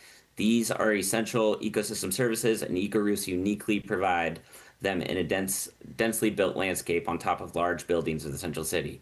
We believe that the city should be positioning the code to incentivize the co-design and implementation of rooftop solar with eco-roofs underneath. With proper design and planting, these two green amenities can be layered upon each other in a synergistic way that increases the public benefits significantly. We recommend that the Planning Commission recommends to create a new work group of city staff and industry experts to help create a code amendment to council to consider ways to ease and incentivize the co-design of solar and eco roofs. On another note, we strongly oppose the proposal to amend river setbacks from 50 to 25 feet at Tom McCall Waterfront Park. This is one of the only locations along the central city and central reach of the Willamette where there exists habitat connectivity between the shallow water habitat along the river and the upland riparian riverbank. As climate change increases severity of weather events and floods and puts pressure on our biodiversity, the city should be expanding that setback and maximizing our habitat restoration efforts whenever possible. This will benefit our wildlife and people who can access the river at this location. It will increase the area's resiliency to floods and create a more holistic development. Integrating nature into our urban design is core to our mission, core to Portland, and it should be a critical piece of reimagining Tom McCall Park. Please do not reduce the setbacks. Thank you. Thank you. Is there anyone else who wished to testify who has not done so? Autumn, has anyone? Okay. All right. Well, with that, we will close oral and written testimony for this project. Thank you all for coming and testifying, and whether orally or written. And I think it's, I will go ahead and speak for the body to say that it is the wisdom of the room, and it's just so important to have folks share their perspectives so that we can consider and make amendments. So thank you all so much. I'd love to. We've had a couple of big, chunky projects that I think have taken us away from one tradition that we have had previously, which is at the close of hearing to invite people in around fellow commissioners in a round robin style, share kind of generally what thoughts, impressions, ways they're kind of thinking and going before we depart. I'm curious if anyone has thoughts. Commissioner Ames. I mean, I think a few of the testimonies jumped out to me of just taking a bigger swing, I think, is, because we don't get this opportunity very often to adopt something of this scale. And I think that, like I think Ian pointed out, he doesn't know when, development will turn around in Portland, but I think that, we all believe that it will at some point. And to facilitate, a level of density in this city that I think, will someday be possible, I think is really good rather than waiting for the next project. So I understand the transportation impacts and kind of all of those limiting factors, but I mean, some of the sites in the Central East Side, I think it just makes a lot of sense for them to not be industrial anymore and take another look at those. So it's kind of my first thoughts. Vice Chair Spivak. Thank you, Commissioner Ames. Thank you. I guess a few topics that I'm going to be interested in talking about more. One is the one Commissioner Ames just spoke of, additional requests for property to be zoned EXD. I'm interested in the residential uses on the ground floor, homing in on those rules. The temporary parking issue raised about the Holy Rosary site, I'm wondering whether that's falling under the master plan exemption.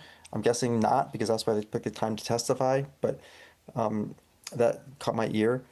There's a couple places where I wonder whether we could go higher or go let smaller, like there's a minimum of FAR. I'm not sure what the policy goal is. I understand the policy goal, I think, but if someone wants to build a 2-to-1 or 3-to-1 FAR building, I'm not sure how big of a problem that is in some areas. So that's the minimum is a question I'm looking at.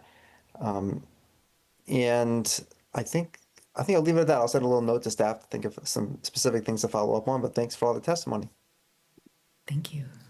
Yeah, Commissioner Thompson. I'm going to jump on the bandwagon with the EXD, but I am curious to just dig into the district more and understand at like the block or corridor scale why some lots we are proposing to convert to EXD and why others are not, and just also wanting to clarify my own understanding, which is that the EXD would still allow an existing industrial use. It's just the concern would be over time, the development pressure may push that out. Patricia's nodding, okay.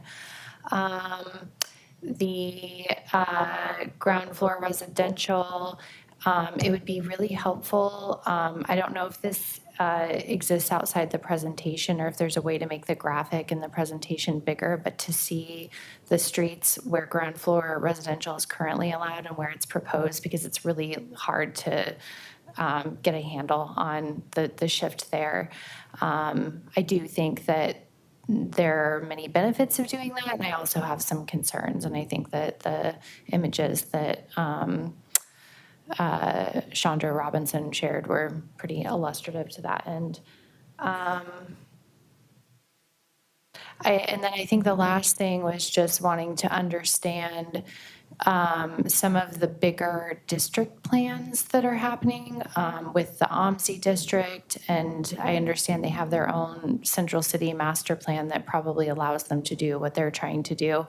But how does it harmonize with the surrounding blocks and in the Central East Side? And if, I don't know if they've shared perspective or if they were engaged, but I'd be curious to hear about that. And then similarly, Albina Vision Trust, I think they might be in the middle of a Central City Master Plan process, but just trying to make sure that we're coordinating with these larger catalytic projects that were described.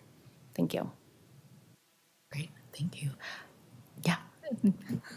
Commissioner O'Meara, and then Vice Chair Spivak. Or, I'm sorry, Pollock. Good Lord. Good Lord.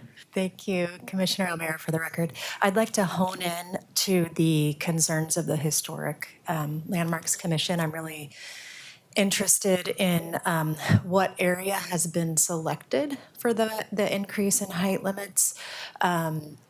And understand the complication of operating within that historic district. Certainly, preservation of our historic buildings and assets are so important. And when we talk about increasing density, however, we also need to look towards the future. So want to just understand the proposals specific to that area. And then similarly with the ground floor residential, I'm thinking about existing commercial spaces and whether what we are proposing for design requirements would apply to those conversion. And I see Troy is already answering my question because it's just a different reality, right? When we talk about existing infrastructure, there's less flexibility with setbacks and what we're able to do. But I would like to understand how what's being proposed is different or consistent with housing regulatory relief. So maybe just a little bit of comparison back to that project because we did focus extensively on the residential ground floor. And thank you everyone for the testimony. One of the best things about being a part of this commission is that you cannot every day say in most people's cases that the work you're doing in this moment can have a positive effect decades or years from now. And I think that's one of the best things about getting to be a part of this. So we've heard a lot of, crazy stuff about what our potential could be. I'm hearing in testimony, Vancouver, BC having 110,000 people in their central city is a crazy number to me because I would personally love to see downtown Portland replicating that. And I think this project right here is going to be a very important stepping stone into getting that. So the things I'm really looking out for is family-sized units. We want downtown to be revitalized. We want our city in general to be active and having stuff continue. The family-sized units are going to be the best way for it. And I also want to say I really appreciate the design review commission member coming down to give us a rundown on what works well for ground floor units and what doesn't. I think paying attention to the keystone details like that are really what's going to make or break this. So thank you everyone for testifying. Thank you, Vice Chair Pollock. Commissioner Alvarado. I always think of cities as living beings, always morphing and evolving and changing, and I think that it's really exciting to be in Portland and knowing that we have kind of ways that we can go revert to things that would continue to provide problems, and so I think we're trying to solve the problems of today. A couple of things that I'm interested in was just the waterfront and what that's going to look like in the future, but also just the how much of it would be privatized and how would we protect the access of folks to continue to enjoy it to the levels or even higher levels than they currently are enjoyed. And the other, I'm curious about if there's been any conversation or future conversation about like in ground level units to be able to have live work, but like attached like housing to an actual place to work that if that could be something that we can explore or that's something that already exists within the same unit. And yeah, just excited to see where we land. Thank you. Commissioners Brennan and or Knowles, you're not required, but Yeah, it was great to hear from the Design Commission and hear the outreach that has been done for this particular project. Seeing the Design Commission was involved and that the Bird Alliance of Oregon has been involved in this and the things that they're supportive and not supportive of and where there's some overlap and definitely take some more into account to understand a little bit more about green roofs and solar and the overlapping of that and the intersections there. So I want to do a little bit more research on that and read more of the testimony. And then I really appreciated seeing that we're not just developing for development's sake, that this is to provide housing, but then how can we make that housing actually beneficial for the people who are living in those units, particularly those on the ground level. So seeing pictures really, of course, just speak 1,000 words on what it would be like to live on the ground floor. So that was helpful. Good to see. Thanks. you, Commissioner Brennan. So I would just add, on my part, two things. I spent a lot of years fighting against surface parking lots, so I'm having a little trouble getting my head around the fact that we would facilitate that. So I'm going to be interested in digging into that a little bit.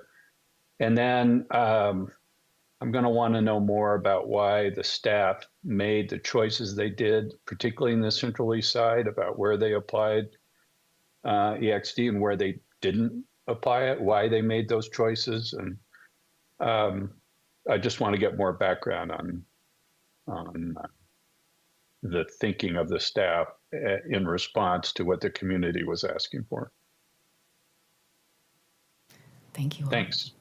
Yeah. Yeah, I think specifically to piggyback on that, the Ross Island Sand and Gravel site, I think was the one that came up that I just kind of took a pause, and I think Dave Audie's, he spoke about that. But, if we have an opportunity to, rezone some other areas, I think there's much higher opportunity than that site. But I don't know if it's that simple. So I'd like to understand better why, that's one of the proposed sites. Anyone else? Yeah, Commissioner Thompson. The surface parking did bring up one question that would be helpful for me to understand, and it's the definition of vacant for the surface parking. Is there vacant as of when? Is there like a certain date or point in time, such as when the code goes into effect, or can somebody demolish a building or a structure for a period of time and then deem it vacant and then use it for surface parking? Yeah. 5 years. Yeah. Thank you, Troy. Okay, so it has to sit vacant for 5 years. Has to be vacant for 5 years. Thank you. The thinking behind that, just to be clear, is we're trying to discourage people from demoing an existing building to create a surface parking lot. That's kind of why we did the 1972 plan, was to stop that kind of thing. So that's just the thinking in this case. What about a building slab? Like, what if there's no building there, but there's still the foundation of the That building? would be considered vacant. Yeah. It's when you're demoing the actual building and then putting it in surface parking. Yeah. That would need to occur 5 years after the fact. Got it. Vice Chair Spivak. Well, since Troy came up, I'll ask you a quick question on the, sorry, you're back again. I can't keep track in this virtual world. The FAR bonus for 2 to 3 bedroom units, would that be would a developer have a choice between trying to earn a bonus that way or just buying FAR from another building? Is it at that stage in the FAR hierarchy? I guess it would depend on their economics. I mean, they can. I guess I'm running for the assumption that FAR is very available, cheap. Is this a? They can still transfer. If they want to purchase FAR and transfer it on top of that or instead of that, they can do that. Okay. Yeah. Thanks. Any other questions for Troy? Okay. Thank you, Troy. One thing that has come up for me is it feels like we've had a number of Band-Aid projects that have come past us, the code alignment project, housing regulatory relief.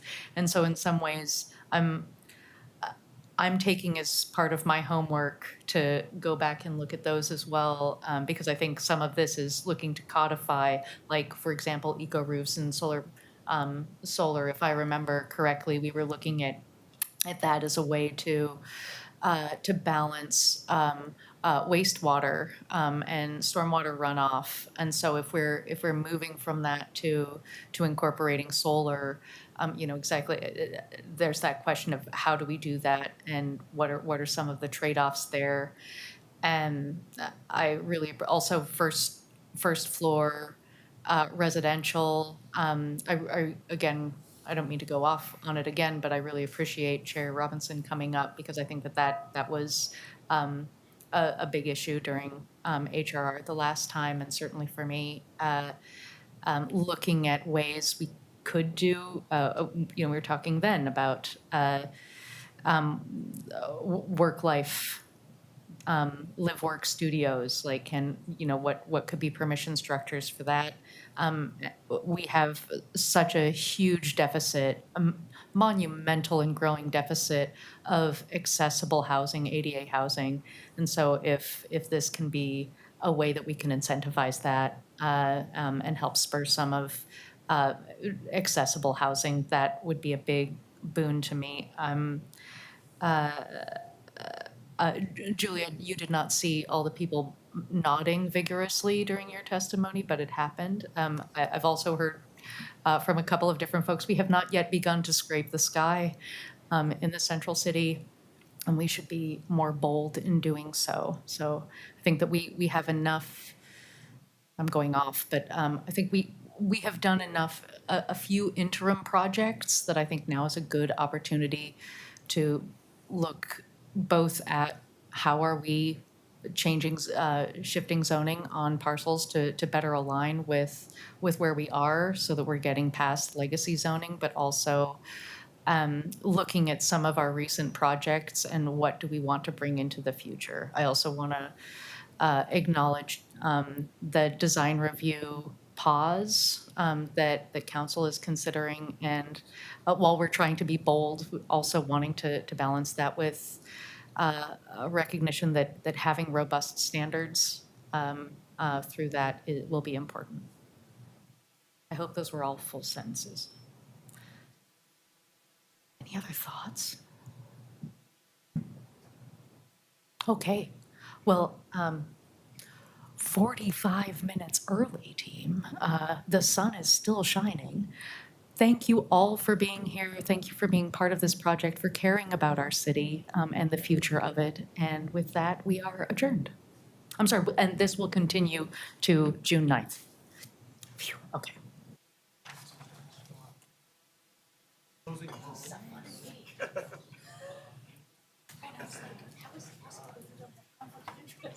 God, yeah. That's what I was like. Led me all the way to the undergrad or the planning school.